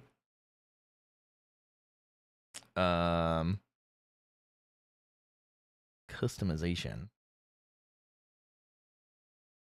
Details. I may have made the oh yeah, I was supposed to. We're gonna change it to 10:30. There we go. I'm gonna make it 10:30 instead of 9:30. I wasn't sure how long the video was gonna be because it's only an hour and 17, but I've had a lot to say. So And investigate this facility, which turns out Thank to you, be an Goji. umbrella plant disguised as a deserted factory. Oh, yeah. So this is the Dead Factory, which is a water treatment plant that they're using to dispose of guinea pigs and other things like that. And the amount of bodies they had to get rid of was so massive that they ended up running into problems because they had so many bodies that they had to like melt and dispose of. The soldiers inside were permitted to shoot any civilians that arrived on site, and if they surrendered, they would become guinea pigs for the lab itself. The plant also contained an advanced containment system, which locked the entire facility down when contamination was detected. the water main puzzle. goal in the facility is to make it through the lockdown. The water the first puzzle. we have to solve is a water contamination puzzle. I will say, this is the worst puzzle that I have, maybe the worst puzzle I've ever dealt with in Resident Evil history. This was so annoying. I hated this puzzle. It was so bad. It was so annoying.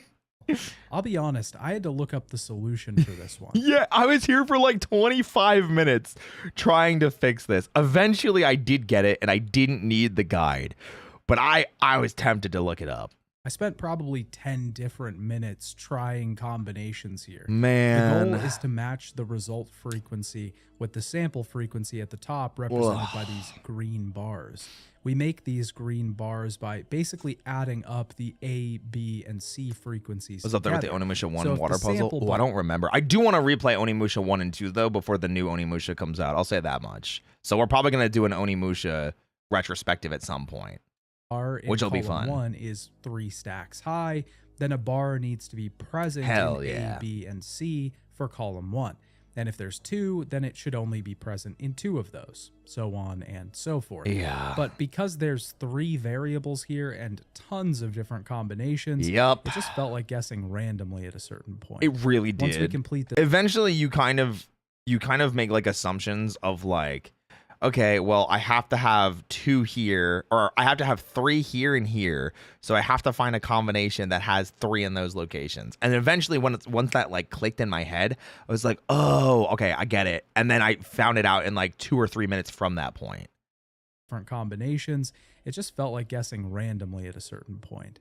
Once we complete this puzzle, we are halfway to unlocking the door that we need to enter.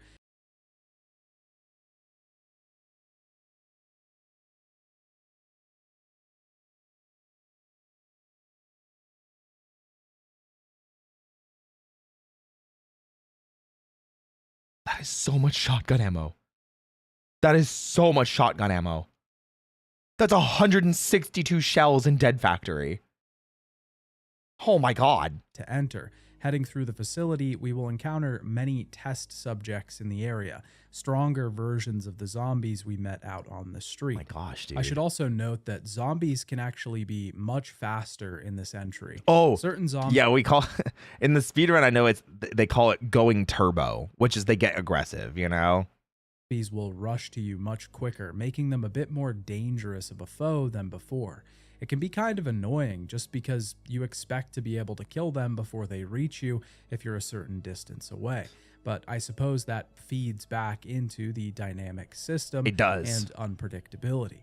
We can find And Nikolai that's the in fun the part of factory it. at a certain point, but he heads behind a locked shutter, getting away before we can reach him. Yeah, and that's different from mine because we didn't run into him until almost the end of it. And then as soon as we tried to approach him, he got pulled up into a vent by Nemesis and like mulched. He got disintegrated. I think the turbo zombies actually started in Gaiden. I remember some being surprisingly fast sometimes. Like Resident Evil Gaiden? I've never played that. I don't think I have the guts to do it since it's non-canon. and because, you know, it's a GB game. It's a Game Boy game. You should. Ugh. I don't know it. I know. I think I saw Bakba Soup play it at some point. We can find the diary of a manager of the facility in one of these safe rooms. The manager was quite happy to start working here, but slowly fell into despair after he realized what was happening. More at like the place. disapple. They didn't have enough space for all the bodies they had to dispose More of like in the disapple. testing process, and quickly ran through the antibodies for the virus. The mutation quickly outgrew the vaccine that they had created, making it obsolete and killing their hopes of keeping the virus under control. Gathering enough keys and solving a few puzzles gives us access into the locked door of the facility, the treatment room. Here we'll face the second form of Nemesis, and a timer will count down at the top of the screen. My dumb ass, I didn't know that this is what this room was, and I've seen the Resident Evil 3 speedrun, so I knew about the acid, like, levers. And you're supposed to hit him with the acid, essentially. And I didn't have a knife. So I couldn't hit them. And I didn't have a pistol. All I had was my shotgun, the grenade launcher, and the Magnum. So I just shot him a bunch. If this timer reaches 0, the floor opens up and we're sent Cute into laugh. a pool with the rest of the grotesque bodies and mutations in here.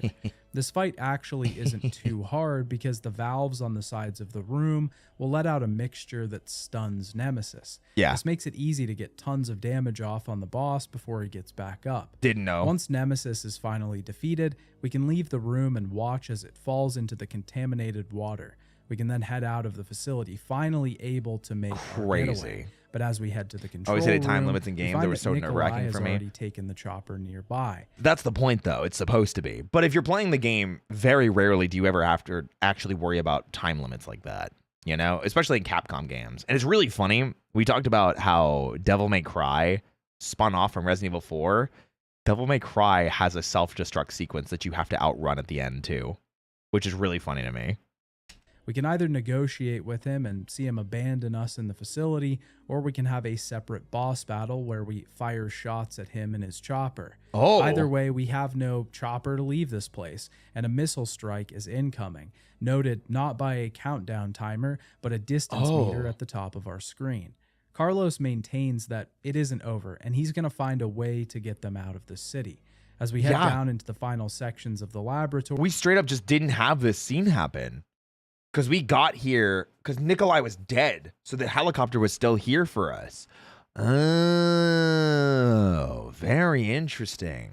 we have one final boss battle of this game.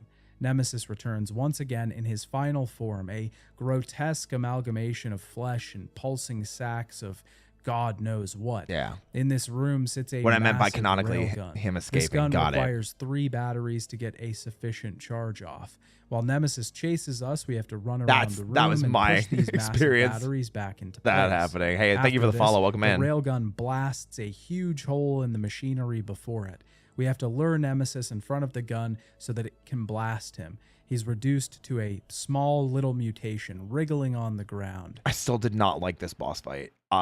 It felt like a puzzle rather than a fight, and there was very little fighting actually involved with it.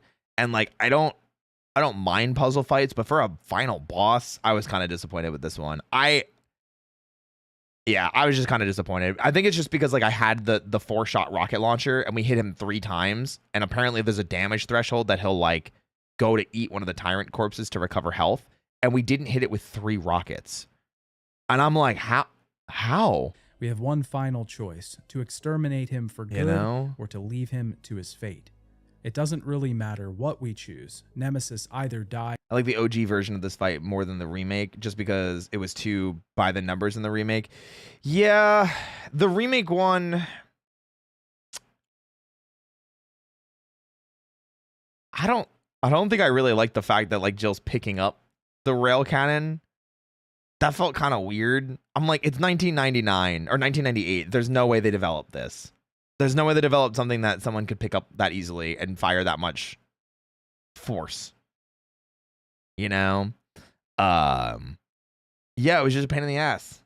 It was just really, really annoying. I don't hate the remake one, and I don't hate this one. I think this one's a little disappointing because it's a puzzle, and I think the remake one is very much, it's like by the numbers. It's not bad, it's just by the numbers. By Jill's gun as she delivers her action hero one line. You want stars? I'll give you stars. Or And then friggin' I'm so glad this happened to me when we were playing through Remake again, because she doesn't say this in the finale of Remake. Instead, it's when Nemesis catches up to Carlos and Jill when they're done with everything and they're gonna go take the train car to get to safety. Jill's like, he's after me, I will lead him away. And literally she's like, you want stars, I'll give you stars, while running away. But there's a first aid spray on the way of leaving. And I went and picked up the first aid spray, and then he dashed at me from around the corner and punched me, and it cut off the line. And it's just such a, like, how do you fumble that? It's like the most iconic part of the game. Nemesis is destroyed. It's the most by iconic line of the missile. game. Outside, Carlos tells Jill that a second chopper has arrived to bring them to safety. Stepping on the chopper, we realize it's Barry Burton. Another STARS member has arrived to save Jill and take her away to finish Umbrella off once and for all. The missile strikes and Raccoon City is obliterated. Jill's home is gone in an instant, wiped off the face of the earth. I didn't know that was Barry. Umbrella's consequences and their Because I sins pushed are Nemesis wiped off the away bridge. for good. The game then ends with a news report about the explosion. Hey, Miguel, Now, 2099. if we choose to push Nemesis Thanks for the off follow. of the bridge earlier in the game, Yeah. then Jill and Carlos get their own helicopter out of this place because Nemesis kills Nikolai Yep. and he doesn't have a chance to steal the vehicle. So Barry only appears if we choose to jump off the bridge, which is why it's my preferred choice in that moment. It is literally just from this. I'm thinking that the jump off the bridge option is better. This ending sort of marks the end of a pretty distinct era for the Resident Evil series. It does. I'm gonna let him Marks talk. the end of the Raccoon City arc. trilogy. Yeah. Raccoon City is no more, and the story would have to break the bounds of that location after this. It is funny though, because I feel like a lot of people, when they talk about Resident Evil, they talk about how great Raccoon City was. And realistically, if you don't include Outbreak, we only had 2 games in Raccoon City. And 3 was not amazingly well received at launch, and 2, you're barely in Raccoon City. You go immediately to RPD, and then immediately to sewer and labs. And it's like, people are like, yeah, man, you know, Raccoon City was like the best of Resident Evil. And it's like, now that we're going back to Raccoon City for Resident Evil 9, it's kind of like one of those, like, was it actually the best? Do we actually care that much about this location? It's like, it's kind of funny, right? I'm excited for Resident Evil 9. I'm excited to go back to Raccoon City. But it's like, just from what I hear from people saying it, you know, I think when people say Raccoon City, they're using it colloquially, refer to the whole area, like the Spencer Mansion and such included. I think so too. Yeah. Coming back full circle, it only took 30 years, you know?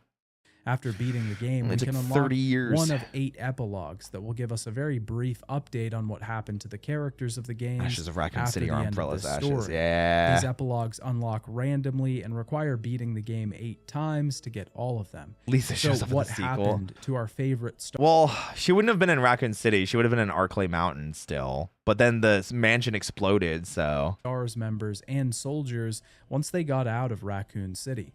Jill went to look for Chris Redfield. She ended up finding an empty hideout of his. That's but the she ending we believes got. He's still alive out there somewhere. Or the She epilogue, plans I to should meet say. up with him so they can put an end to Umbrella once and for all. Chris is in an unknown location, writing a letter to his sister, Claire, apologizing for not being there once again. He sees a girl walk by that looks like her, and later learns that she's been on the search for him.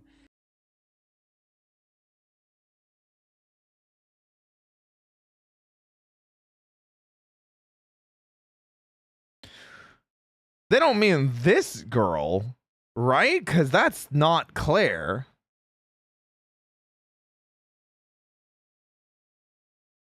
Oh, she looks about the same age as Claire. Okay, thank God. Okay. Thank God. I was so confused. I was like, this is not Claire. Okay. But yeah, and then this sets up for Code Veronica. This is what directly leads into Code Veronica. A short time later, Chris discovered that his sister was looking for him but was caught by Umbrella. So, yeah.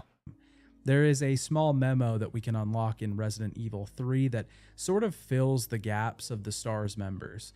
Jill's diary will tell us what her and Chris were up to in between Resident Evil 1 and the events of 2 and 3. Chris was causing trouble with a lot of the police Claire, my members beloved. and was looking Pretty sure he was getting chased by an attack helicopter through a skyscraper right about then. Yeah, probably. into the G virus. He eventually left for Europe, and Barry sent his family to Canada and also followed Chris. The only reason that Jill stayed behind in the first place was to find a research facility that she believed would be important to the case. Barry's epilogue sees him giving his family a tearful goodbye as he leaves to repay his debt to his comrades. And that's Moira, I believe. And then this is the daughter that dies. I'm fairly certain, right?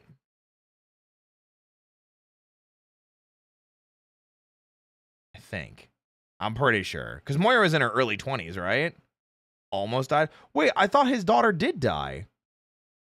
Isn't it that Moira opened the gun safe and shot the daughter and the daughter died, and that's why Moira and Barry's relationship were estranged and Moira hates guns? Isn't that the whole big revelation from Revelations 2? Got shot but survived? I thought she died. Maybe I should replay. Well, we will be replaying Revelations 2, but yeah. Damn. Okay. I still gotta find someone to play it with. Maybe Shia or Nick will want to play. That'll be fun. Sherry, Leon, and Claire's stories are all sort of intertwined.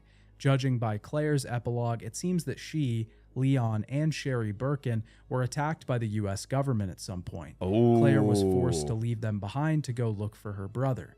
Leon is speaking with a member of the US government who wants to make a deal with him. Which but they do. He's more concerned with Sherry's safety. I mean, they do basically make a deal because he joins the president's secret service. Well, he doesn't immediately join the president's secret service, but yeah. Barry's able to save her just in time. Got it. Sherry is praying that Claire will come back for her, that she won't forget the promise. She still has Claire's vest she made as government officials question her. Ada Wong is still alive out there somewhere, but chooses to leave the name Ada Wong behind, to leave that life in the past. Except that doesn't actually happen. Hunk is on a plane with the pilot, who Okay, that's the pilot. refers to him as Mr. Death, Or is this Hunk? Huh? commending him for surviving once again. Because that just looks like Chris in like later games. Wait, yeah. So there was, for those of you that joined us later too, we found out that originally Resident Evil 3, before it started going as it was, and developed into Raccoon City, started out as a Hunk game. As Hunk is the main character, and it was scrapped and then turned into Resident Evil 3. I didn't know that.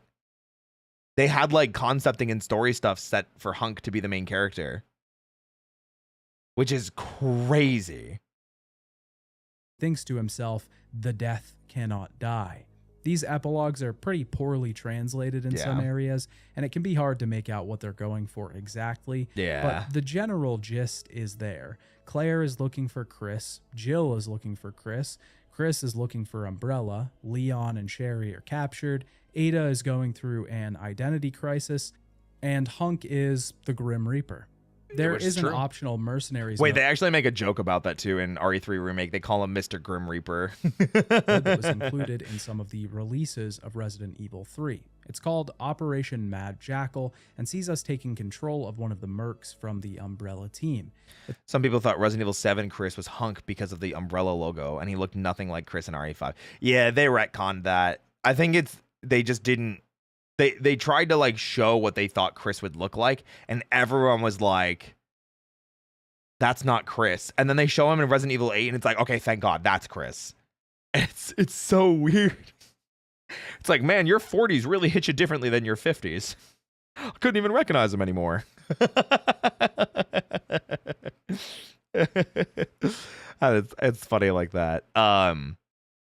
Yeah, it's stupid. pretty similar to the fourth Survivor in that we have to escape the map in a certain amount of time, dealing with a ton That version of of enemies. Chris is okay, We but can like add why more change time him? to the Yeah. clock here by taking out enemies, though. which RE7 is Chris a can't nice punch a addition. boulder. I agree. This is also a big moment for the series because it would mark the first use of the Mercenaries name for this type of minigame, which would become a Mercenaries. recurring presence throughout the rest Because of the they're series. mercenaries. Resident Evil 3 has a lot going for it. Its story Chris is is 40 in pretty RE5. interesting and managed. No, I think he's in his late 30s. Hold on. He's 21 in 1998. No. Is he 21 in 19? Hold on. Resident Evil character ages. Okay.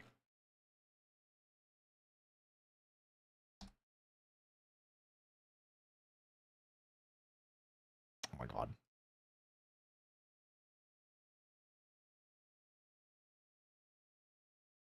Okay.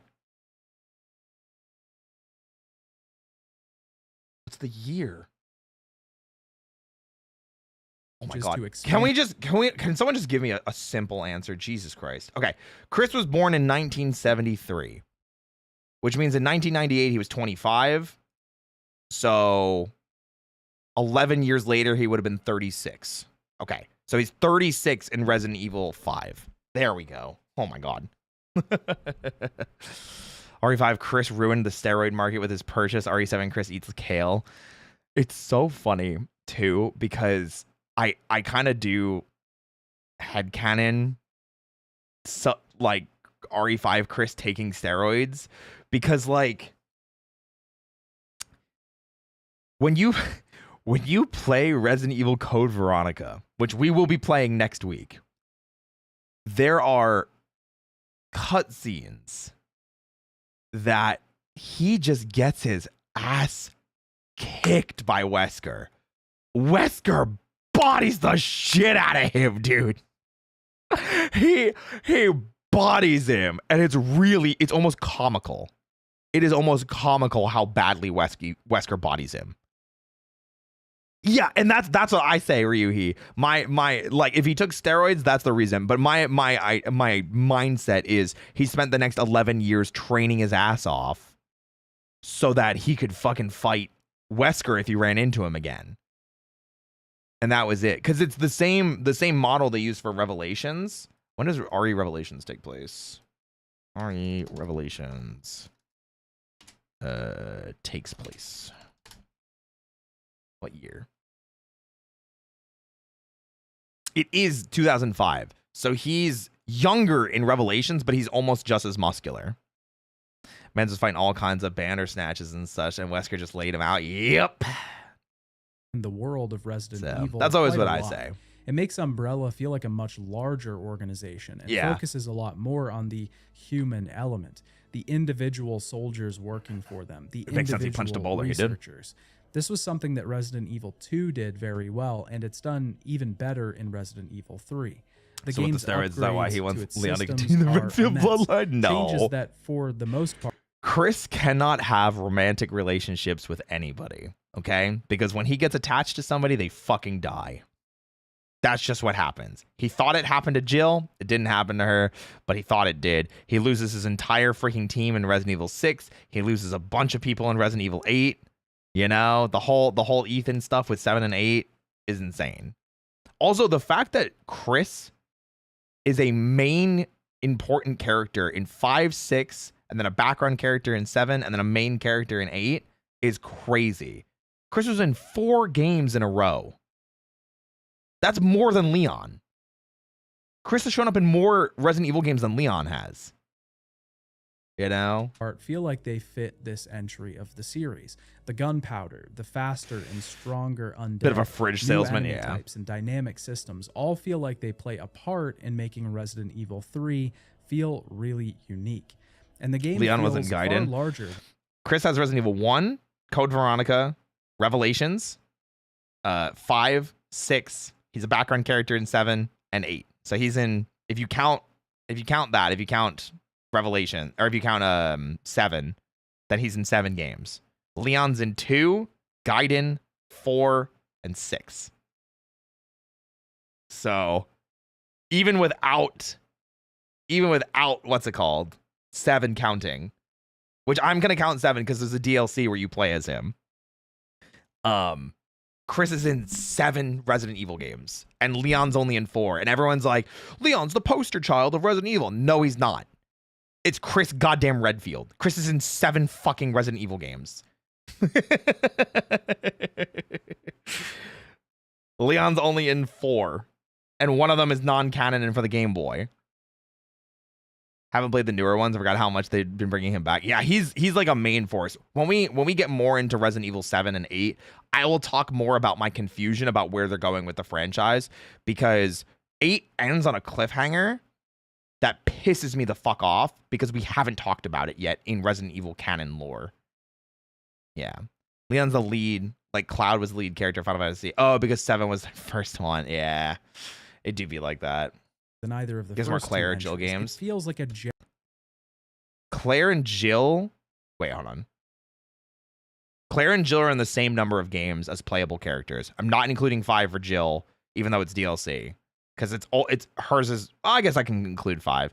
Jill has one more game than 5 because she's in both DLCs. I forgot. Jill has 1, 3, Revelations, and 5 in DLC. Claire has 2, Code Veronica, and Revelations 2. And that's it. But Claire doesn't want to be involved in shit. So. genuine city. Not quite a living, She was in breathing UFC 3 as well. That's a not a Resident Evil husk game. of what once was, but it doesn't feel as contained as the first 2 games.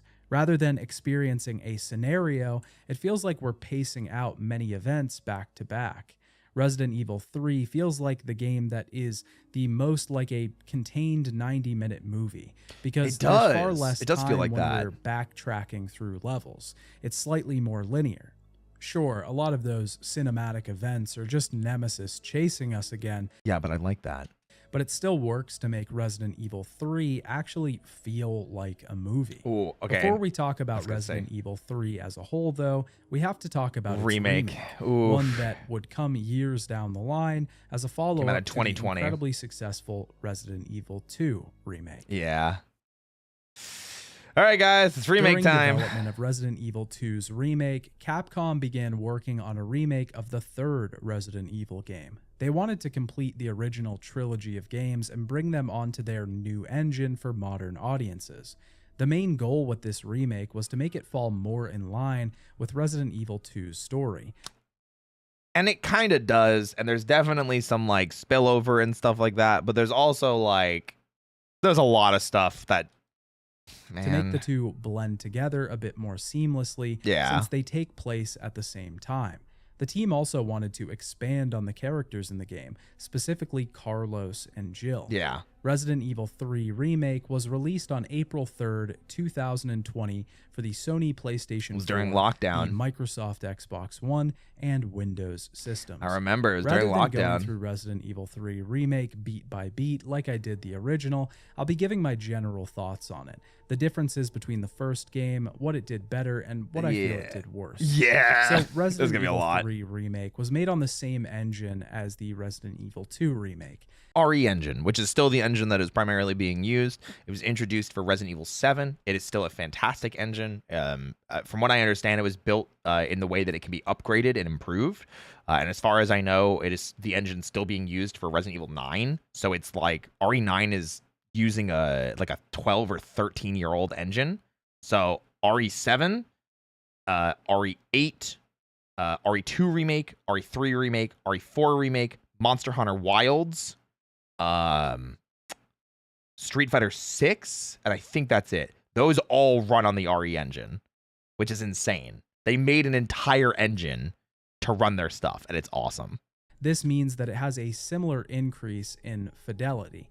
The game looks fantastic. Yeah, from what I know from modders and people, Follow the RE engine has been upgraded 3 times. Yeah, to be fair, engines only really need upgrading when they reach their limitations. Yeah, I know it's like the same that the RGG team that do the Yakuza franchise or the Like a Dragon franchise made the Dragon engine very much in the same way, and that has been being used since Kiwami 2. Oh no, sorry, since Yakuza 6.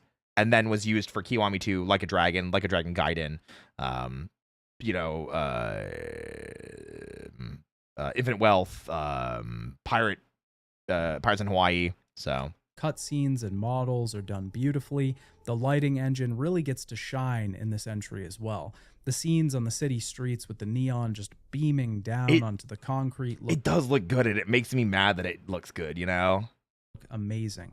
Makes me Nemesis mad. himself is another highlight, generally looking terrifying and imposing.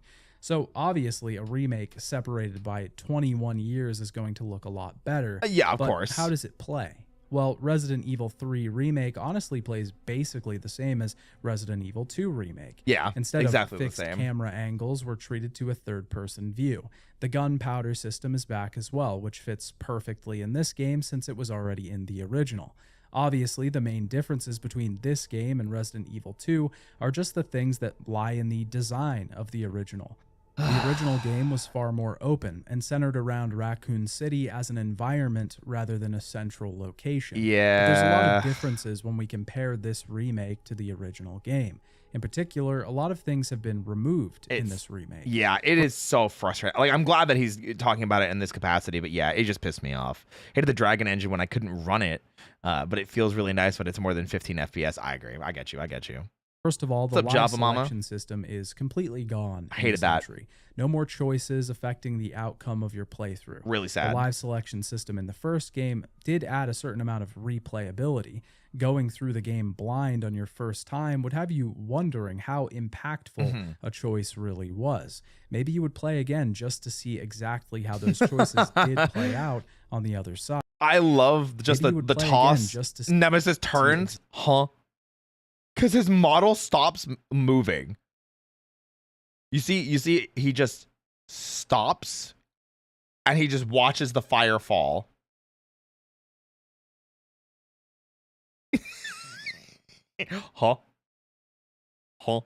Exactly how those choices did play out on the other side.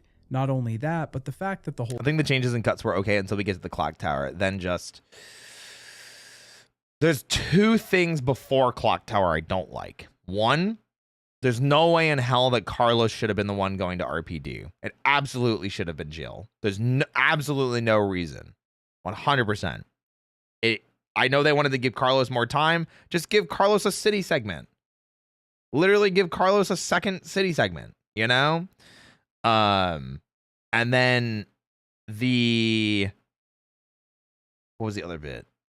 I did not like sewers. Sewers being added felt really not great because the only thing that you see down there are hunter gammas, and I do not like what they did to hunter gammas. Look what they did to my boys.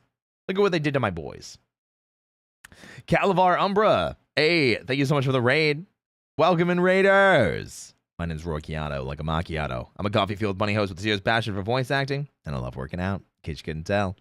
Welcome in, guys. We're going through the Resident Evil 3 retrospective. After this, we're going to be playing some TFT, competing more in the Box TFT boot camp. We're actually almost done. We're just starting to talk about RE3 remake. Yeah. Sewers is a no. Now that you mention it, there you go. Slow camera panda Nemesis. Calm music plays. Yeah, the that's system funny. was very dynamic in general. You could do things in a different order, and things would happen in different places. Yeah. None of that's really present in Resident Evil 3's remake, and the game is actually surprisingly linear compared to how open Resident Evil 2 remake felt. Yeah. The alternate ending where Barry picks us up in the helicopter is also entirely removed. I suppose this is because they couldn't be sure that people had played the first game and they assumed they might not know who Barry is. But that didn't stop them from putting like notes and stuff in like later Resident Evils with relations and like records of other people. There's a fucking note in Resident Evil 7 that talks about Alyssa Ashcroft, who is the mother of the main character of Resident Evil 9. Like, but it's just a nice thing it from sucks. the original that not a slight wasn't against your here. favorite son. And Slight I against. guess, to be fair, what's it the called? original game kind of felt linear, but I think this is just based on environment design and the fact that we didn't have a central location to branch out from. Yeah. But the remake actually fits this linear bill pretty well. We still have to move around areas and find key items and use them to solve puzzles, but the whole thing just feels like we're rushing towards the finish line. Damn. Not to mention the fact that a lot of areas have been removed from the remake. He just The clock shows tower up isn't out of present nowhere, at all. dude. The park isn't there. The gravedigger fight is entirely removed. I honestly don't really have a problem with the Gravedigger fight being removed, though, because it did kind of feel out of place in the original game. That's kind of what I was saying. I do wish that Gravedigger was still in the game because I think they could have done it better. Cutting an entire boss fight and an entire area from the game is wild. Outside of that fight, there are no other bosses aside from Nemesis, so it was just kind of odd. The whole city feels a bit downsized in the remake as well. It doesn't seem nearly as large as the original. The original I think I get what he means there. The remake is more like a long indoor map that has areas with skyboxes that, rather than part of a city. Yes, I will 100% agree with that. That's a good take. Felt like the central location was the city, and we had to head to different buildings that branched out from there. This structure isn't really present here. Just a few medium-sized areas separated by linear areas in between. Like Kendo's. Nemesis also just doesn't feel as imposing for most of the game in the remake. I agree. He feels like he's all over you in the original. He's constantly there, and we're barely given time to breathe, because as soon as we think we're safe, he's running after us again. And Nemesis wasn't overhauled like Mr. X was for the Resident Evil 2 remake. God, I wish he was, because let me tell you that Nemesis is... Yeah, Nemesis and remake is just not... sort of scripted to attack us at certain points in the story. Yep. And it doesn't really feel often enough to make us fear him like we did in the original. Yep, I agree. Of, especially having played OG before going into remake, he just feels like a shell of his former self. Of all of these elements from the original isn't a big deal by itself. Resident Evil 2 Remake removed some things from the original, and it was still an amazing version of that game. But Resident Evil 3 just removed way too much and managed to lose the core of what made the original game special and unique in the grand scheme of the series. Agreed. I did like the Kendo scene that we got in RE3 Remake. Felt very neat after seeing Kendo in RE2 Remake. Yeah, and I was totally fine with that too. I think that was actually dope. But it was also kind of like, it's also kind of just an asset flip. It was also kind of... You know, because it's literally just Kendo's shop. Yeah. But it isn't all bad. There are still a few things that this game does incredibly well. With tank controls helped with the portrayal of him being his terrifying presence. I mean, it's also just literally Nemesis doesn't really show up unless you're doing scripted moments. So, like, there's not as many opportunities to fight him. And because, like, it is just not... the city itself isn't big enough to have him following you, kind of thing, because it's such a small area. It feels small. Improved story. I think the characters are given much better attention than in the original. The cutscenes allow each of the characters to be more developed, especially the relationship between Carlos and Jill. The two feel like they have a little fling going on, and it just makes for a much better dynamic than in the original. That I'll agree with. I absolutely do agree with that, because you feel a lot more chemistry between Carlos and Jill, and that Carlos kind of looks up to Jill. There's a lot of situations where he like wants her to win, wants her to succeed. You know, the hang in there super cop, like you feel it as a mutual respect. And he's definitely flirting, and he's definitely a little like, you know, he gets that way. But like, it's subtlety, it's undertones, and I like their relationship a lot in remake. Carlos on his own now feels fleshed out, like he has his own motivations and emotions. Yeah. He doesn't just feel like this guy that's only there. Yeah, kick his ass, Jill. Yeah. The guy that's always trying to find the bright side. He now has some depth. Nikolai also feels like he works better as a villain. Agreed. The other highlight for the remake, in my opinion, are the boss fights. We fight Nemesis multiple times across the course of the game. In the final act, we fight him in a treatment pool as he runs around in a new mutated form, hiding behind pillars that we have to trigger and electrocute him with. The final fight still sees us using a railgun to finish the monster off. I really did. But Jill actually... I hated this fight. This fight sucked, dude. My biggest complaint was like not being able to keep track of this. The zombies feel really unnecessary to add into this part, especially because they don't look like the treatment plant zombies. And... It just doesn't feel like Dead Factory, and I hate this fight. This fight sucks. Wields the thing, which is just insane. The final fight feels like the game just completely goes off the rails in the best way.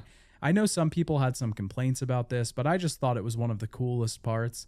And I think in a more general sense, Resident Evil 3 Remake just nails the intense action that I think the original was going for. I am okay with this. I'm actually okay with how the ending fight plays. Like I said, I wasn't a big fan of the fight before this. I do think her carrying the railgun is a little silly, but it's also like cheesy 90s action hero kind of silly. It feels like it could have been sculpted better. It honestly feels like in some ways that this action That look on her fits better face, here yeah. than it did in the original game. Because the original game had fixed camera angles. It was a follow-up to two through and through survival horror games. And because of the tech at the time, it couldn't really be that full, crazy, balls-to-the-wall action game that it felt like it was trying to be. But the remake allows it to be that. Now, of course, that means that it loses a lot of what made it special in the first place. Agreed. I honestly probably feel like I would place both games somewhere around the same ranking for me. The ways that the remake improves the original game are just sort of outweighed by the areas that fail to live up to it. And it leaves the remake feeling pretty similar to the original game. Not bad, just different. I mean, if OG Resident Evil 3 didn't exist, I don't think we'd be as harsh on RE3 Remake. But because it does, we have to be harsher on it, you know? And it definitely falls below Resident Evil 2's remake. I agree. Me. There's really no reason to replay Resident Evil 3 Remake. There is this... This is the big one that really pisses me off. Like, there's like no reason to go for higher ranks. Because I think these are all tied to achievements for the most part, and like air quotes like combat points and things like that, you know. Whereas about R3 Remake is that it fell short of so much potential. Yeah, that's why I say like Jill has constantly gotten the short end of the stick. You know, Revelations was a 3DS game and then got ported and like barely anybody played it. She's abducted and turned into a damsel in distress in some capacity and villain in Resident Evil 5. And it is really unfortunate. Obviously not damsel in distress, but Chris has to save her. Wow. And then RE3 Remake is a huge flop, and it feels like Jill. That's why I say like Jill as a character feels like she's been the most disrespected in the Resident Evil franchise, and she deserved so much more. I hope she's the one. If we get any veteran people, I sure as hell hope it's not Leon, and I sure as hell hope it's Jill. Give me Jill back. Give me like because Jill's gonna be in her 50s and freaking Jill will be 51. Give me 51-year-old Jill kicking ass. And Resident Evil 9 that allows you to unlock different items and things that you can use on further playthroughs, but nothing is really going to be different. So what's the point in trying to beat the game again? Yep. I think part of Resident Evil 3 Remake's letting people down was also just the whiplash that people got from Resident Evil 2 to 3. You could because 2's amazing. 2 Remake is amazing. And then 3 Remake is just so bad. Make the case that this whiplash should have been there in the late 90s as well, but the original games were closer in style and tone than their remakes are. I agree with that. It feels like the valley between the remakes is much wider, and bringing people from one story to the next is kind of jarring. In the end, Resident Evil 3 Remake was a fun time for one playthrough. Yeah, one but it playthrough. It wasn't the all-encompassing, completely absorbing remake that Resident Evil 2 had. The game ended up getting mixed reviews critically. It has a 79 out of 100 on Metacritic for the PS4 version of the game. I think this is a pretty fair score. I would never say that Resident Evil 3 Remake is like a garbage game. I'm never gonna be like, oh my god, it's a 0 out of 10. Oh my god, it's a 1 out of 10. No, it's not. I think like a high 6, low 7 is fair. I probably give it like a 7. And we talk very negatively on it because of the stuff that we played in original RE3. The big issue that it is that it launched as a $60 price tag with almost zero replayability, and was bundled with a game that nobody asked for that was very not Resident Evil. And that is like the big thing. It really felt like Capcom was scraping the bottom of the barrel and not knowing what their audience wanted. So 100 on Metacritic for the PS4 version of the game. Yeah. The game still sold all right, managing to ship 4.6 million units by November of 2021. Yep. Almost 2 years after the release of the Resident Evil 2 remake. But it's If it was its own game on its own, it would have been fine, but it's trying to be a replacement to the old version. That and it being bundled was, if this was a $30 game instead, I don't think people would have complained nearly as much. Wow, look at all the value we got for $30. Wow, it's crazy. Like, it would have felt like a deal, because this kind of feels like a DLC to Resident Evil 2 remake. Or if it just was that. still saw a 50% decline in sales from that game. Fans were quite mixed on the entry, most pointing out the fact that it removed quite a lot of content from the original game and just didn't capture the same spirit as the original. Tons But and tons before of this content. era in Resident Evil history would end, Capcom would release one final game on the PlayStation 1. Resident Evil Survivor was released on Oh, he's going to talk about Survivor now. Oh, shit. Okay.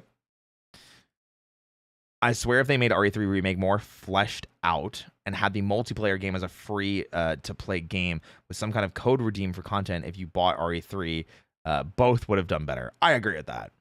He is going to talk about Survivor. Okay.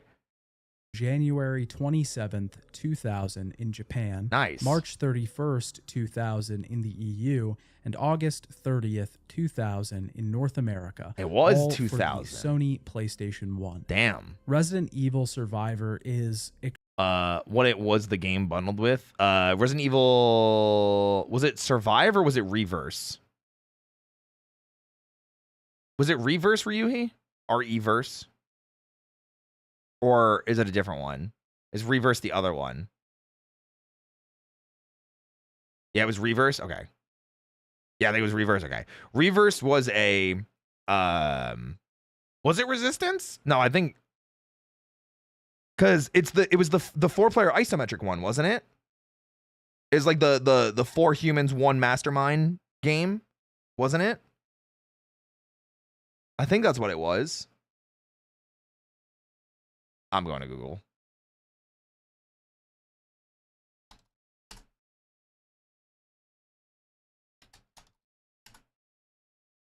Was it Reverse? It was not Reverse. Reverse was the other one that got shut down. Resident Evil.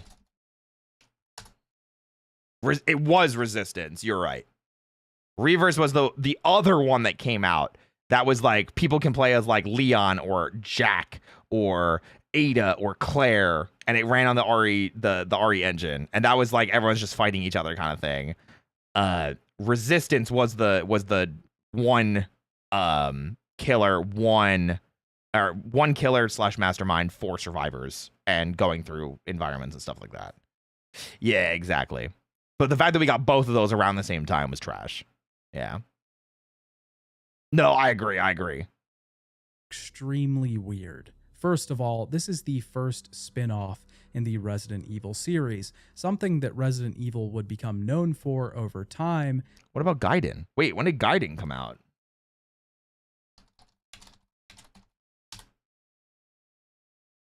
Gaiden came out in 2001? Holy shit. Would start here. It was also the first Damn, what were they first-person game thinking? in the series, the first light gun shooter in the series, What were they thinking? the first in a lot of categories. But damn, this game is just so odd. First of all, I should explain that the game was originally intended to be played with a light gun. In Resident Evil Survivor, Capcom ditches the fixed camera angles for a first-person perspective. To this end, players could buy the Namco GunCon light gun, There it which is. would plug into your PlayStation 1 and CRT television set. The gun has a trigger which could be used to shoot, and 2 buttons on the front that could be used to turn your character. So effectively, we still had tank controls, but from a first-person perspective. Which is so This weird. light gun was marketed and released in the PAL region and Japan, but the American version of the game did not come with light gun functionality. You had to use the controller for the game. This was Wait, because that's of the so crusade weird. on violent video games at the time. Supposedly, because of Oh. the Columbine high school shooting that had happened during development, Capcom was worried about marketing a light gun in American markets. That so would they make sense. removed that functionality from the game. I've seen this piece of trivia in different places online, but I could never actually find a source for it. I did So not know if somebody that. knows where this comes from, I'd be interested to have that information. Regardless, if you want to play this game with a light gun, you need to buy the PAL or Japan version of the That's game. crazy. I had So zero that was idea. what I did. I bought the Namco GunCon and the PAL version of the game, stupidly not realizing that PAL games have Yeah, there are a few light gun games that were like that. At the time, I remember even games like Die Hard Arcade had the rail shooter controller with a controller. There's a new light gun on Kickstarter right now. It's got Time Crisis Point Blank and a couple of other games built into it. Oh, interesting. I mean, I really liked light gun games, but like I loved House of the Dead, and House of the Dead remake. While it was like fun to play like once or twice, it did not catch me. I miss the crunchy of like old House of the Dead, you know? Have to be played The nostalgia. on PAL CRTs, which I did not have. This meant that I had to play the game with a controller rather than a light gun. Resident Evil Survivor sees you using tank controls to move around different environments. Items are now floating, spinning 3D objects in the environment, and all we need to do to pick them up is to walk over them. This is the same for doors. Is this the same game that enemies can't hurt you if they're off screen? So one of the strategies was like, if an enemy is about to hit you, you could turn around. I think it's either this one or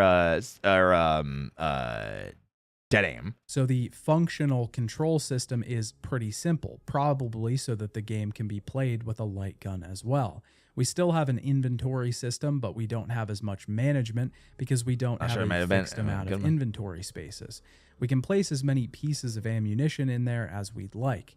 Other than that, this is a standard Resident Evil game, minus the safe rooms, ink ribbons, item boxes, and inventory management. When we're using a controller, we have to hold down the R1 button to point our weapon and then aim with the D-pad. So it's weird. kind of a clunky way to aim, and it feels odd, but when we shoot an enemy, the view sort of auto-aims or snaps to the target. So you saw how... But when we shoot an enemy... Like that, you see how he gets pulled around? The view sort of auto-aims or snaps to... That's what I was talking about. You can't take damage if the enemy isn't looking at you. To the target, so that helps a little bit. The whole thing is just really clunky and awkward, and it's really not a big problem for the first 3/4 of the game, but when it starts to lay some actual difficulty on you is when it becomes an issue. The game just gets to the point where it's throwing armies of enemies at you, and there's very little you can do in response. Just shoot The 'em. game is also really short, only totaling in about an hour or so, depending on how good you are at dealing with its mechanics. Because it kind of feels like The an game's arcade game, I would story is where imagine. things start to get really odd, though. The game takes place after the events of Resident Evil 2 and 3. We are on Sheena an Island, hour. a place that is full of Umbrella First-person combat reminds me of how they did it in Gaiden. A little rhythm-based aiming speed, yeah. influence. Our main character doesn't remember who he is or how he got here. He survived a plane crash at the beginning of the game and is searching for his memories. We find out pretty shortly that our name is Vincent Goldman, and as we progress through the story, we start to learn more about Vincent. Through memos and cutscenes, we find out that Vincent was the commander of the Umbrella operations on this island. He was a dastardly individual, killing children and basically anyone who stood in his way. Wow, terrible main character. That's crazy.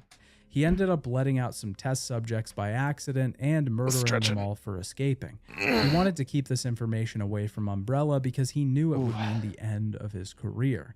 We basically play through the entire game thinking that we've murdered children, which is just insane. There's even a scene where our character says that none of this matters because it was all in the past. I may have been a bad person, but that was before. That's not who I am now. I will save these 2 kids. I swear it. It turns out in the end that we're not actually Vincent, Wow. but a man named Yeah, you know, I may have murdered those kids, but that happened yesterday. You can't blame me for that yesterday. It happened yesterday. I'm a better me today. Ark Thompson. Ark was sent to the island by Leon Kennedy. None of it really makes sense, and the story doesn't really come into play ever again. Nope, it just kind of fades into the ether as the Sheena Island incident is rarely ever brought up after this. Incident. The game also reuses a ton of assets from the other games, so it just feels really low effort. I know that the PS1 Resident Evil games have always reused some assets, but there really aren't that many original enemies in this. This game definitely feels like something that should have just been in arcades and on rails rather than sold for consoles. I agree. That being said, though, the game is kind of slow for a shooter of its kind. It really feels like it should move faster than it does, but the game just kind of crawls. And that's because it was still trying to be a Resident Evil game. Oh, so the movement's all slow, yeah. And it just never really comes together. Really, the only thing that makes this Resident Evil is the name on the cover. Resident Evil Survivor was... That's kind of how I feel about RE6. It's kind of how I feel about a lot of things, unfortunately. not well received by critics, currently sitting at a 39 out of 100 Holy crap. on Metacritic. That's insane. Most reviewers criticize the game for feeling like a cash grab rather than a proper entry in the series. That's probably fair. The game seems to have sold somewhere around 500,000 units, so probably less than expected, though the development time on this game couldn't have been much. Apparently not. Yeah, big oof indeed.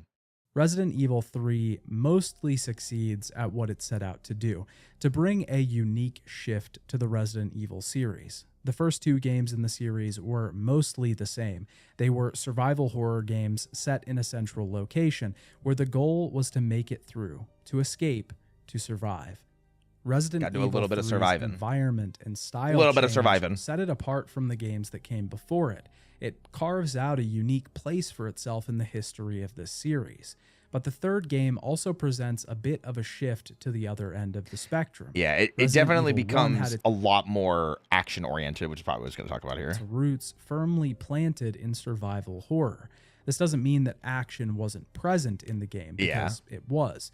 But the game placed heavy emphasis on atmosphere. Yep, and the puzzles mansion and that we horror. inhabit felt almost haunted, but not with spirits, with the undead. Resident Evil 2 changed this a bit and left things feeling a bit more action-y, probably establishing the tone that the series is most known for. Firm and precise survival horror elements with good amounts of action to ramp up the intensity as the game goes on. Yeah, and then 2, that's why I always say, like, people will like point to 2 as being like the best. I felt like 2 is the best too. I really like 3 now though that I've replayed it, you know. And but 2 would probably be my number 2, or anything else. Herd of bronies, thank you so much for the raid. Welcome in, everybody. My name's Roy Chiato, like a macchiato. I'm a coffee-fueled bunny host with a serious passion for voice acting. I love working out. We are watching the end of the Resident Evil 3 retrospective. We're going to play some TFT in just a little bit, so pull up a chair. Let's have some fun.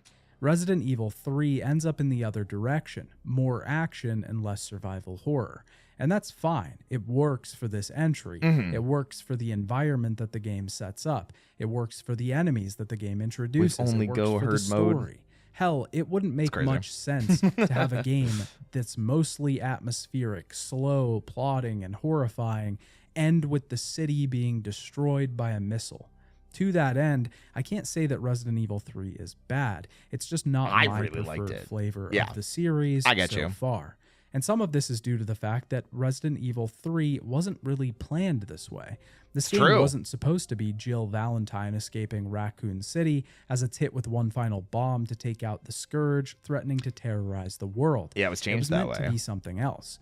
And my point isn't that whatever it was supposed to be would have been better. It's that changes were made on the fly, and this new unique spin-off Always changes on the fly are what gets hard with these types of games, because whenever you're making decisions and pivots off the back foot, you're kind of like scrambling, and I feel like it's always like not from a good place. Is RE6 that bad?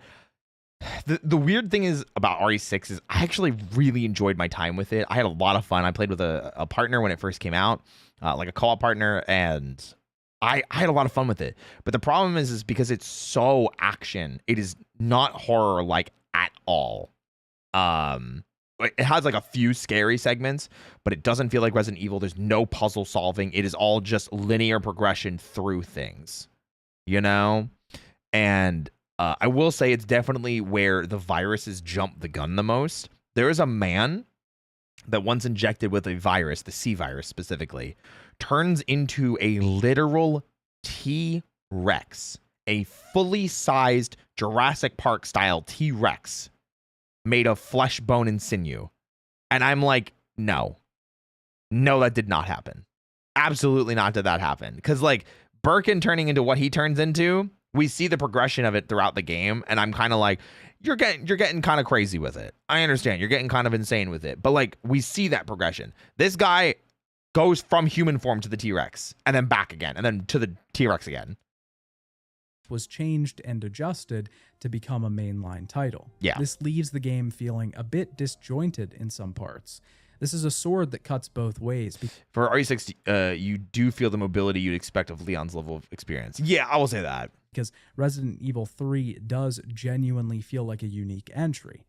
This game is so separate from the first two games, not just in tone and style, but gameplay, mechanics, the live selection system, the movement system, the weapons that we use. It's everything.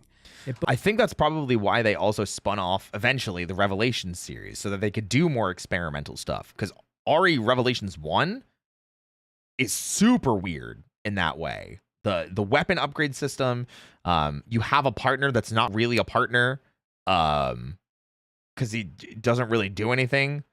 It's a pretty crazy time, genuinely. And then there's Rev 2, super different. One of your people don't even have a gun, they only have a flashlight. Both feels unique in that it feels like something fresh and new, but that can sometimes leave the game feeling a bit out of place. Yeah, I get that. In that same regard, Resident Evil 3 feels like the end of an era. The end of this If you think of Dino Crisis, I really want to trilogy, play Dino Crisis the end still. of the Raccoon City arc. The city is gone, entirely destroyed. And that doesn't mean that we won't return to this place Hey, in Karen, thanks for the prequels follow. and Welcome in. spin-offs. But for the main tale that Resident Evil is trying to tell, this era is over. And the game ends on kind of a sour note. Sure, Jill escaped, and so did Carlos. And on the other side of things, Leon, Claire, and Sherry all made it out. But And the Hunk. battle was And Hunk. lost. The forces that these people were fighting against were far too strong for mere mortals to deal with. Not just biological weapons and the threat of the overwhelming undead, but also the force of political and bureaucratic influence. I really should go back and finish Sweet Home sometime. Oh, yeah. That sounds like a good time. Chris was trying to fight Umbrella from the inside, but no one would listen. Maybe it was too many people on the payroll. Yeah, Maybe like Brian blackmail was Irons. involved, but that battle was lost as well. And now all of these people have far bigger fish to fry. Yeah. If they want to stop this thing for good, then it will mean taking down Umbrella as a whole, tracking them down to the source. Resident Evil 3 was well received by critics. It currently has a 91 out of 100 on Metacritic. I think that's fair. I think that's deserved. I think Resident Evil 3 is freaking amazing. I genuinely think this was one of my favorites of the franchise so far. My revisit to original Resident Evil 3 felt amazing. The music was great. The gameplay was great. Nemesis is a beast. Genuinely loved it. Most reviewers at the time praised the new mechanics that the game introduced and specifically thought Nemesis was a standout enemy. Absolutely. The game sold well yet again, shipping 3.5 million units over the course of its release. Nice. It didn't do quite as well as Resident Evil 2, though. Yeah. And downward trending sales meant that things were going to have to change. But we'll talk about that next time. Agreed. Bye, Dad. Bye, son. Thank you for the video. Guys, don't forget to subscribe to Your Favorite Son if you get the chance. They do these amazing videos. Like I said, I reached out to them on Twitter to make sure it was okay for me to react to everything, watch everything. So big shout outs to Your Favorite Son for continuing to let us react to and watch all this content. Thank you so much. We really appreciate it. We'll be continuing this in 2 weeks for video-wise with Code Veronica, which I see their video says Code Veronica is a masterpiece. We'll see if I feel the same. I'm very excited. Okay. Shoo-ba-da-whip.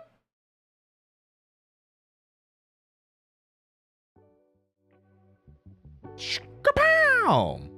Yippee. Masterpiece, Roy. I don't think it is. We'll go back and we'll play it, and I'll have my opinion of it when we play through the game again. Because like as we've been going through games again, it's been kind of cool to have different opinions. I didn't think this highly of Resident Evil 3 until I had my replay of it, you know? But thank you guys for sticking with me for this amazing retread into Resident Evil 3 and the history and everything like that. I am very, very excited for the continuation of this. Next week, probably next Thursday, we'll be playing through all of Resident Evil Code Veronica in one sitting as we continue with our Resident Evil retrospective. Love this franchise. Freaking absolutely love it. So we'll be continuing with that. For now, though, we are going to finish the YouTube stream and we're gonna live redirect you guys into the TFT stream and on Twitch. Guys, don't go anywhere because I'm just gonna put on the starting soon screen. I'm gonna take a quick break, maybe grab a snack, set a stream marker so people know, and we gotta grind some more in TFT. I probably won't be staying up nearly as late tonight as I have the previous nights, just because I do need to let myself rest a bit. We'll probably go for like 3 or 4 more hours, and we'll go from there. But guys, sit tight. YouTube, hang on. I will be transferring you guys over to the next stream, and Twitch, you guys just hang tight in the starting soon. So I'll see you guys in a little bit. Hold on, I'll be right back.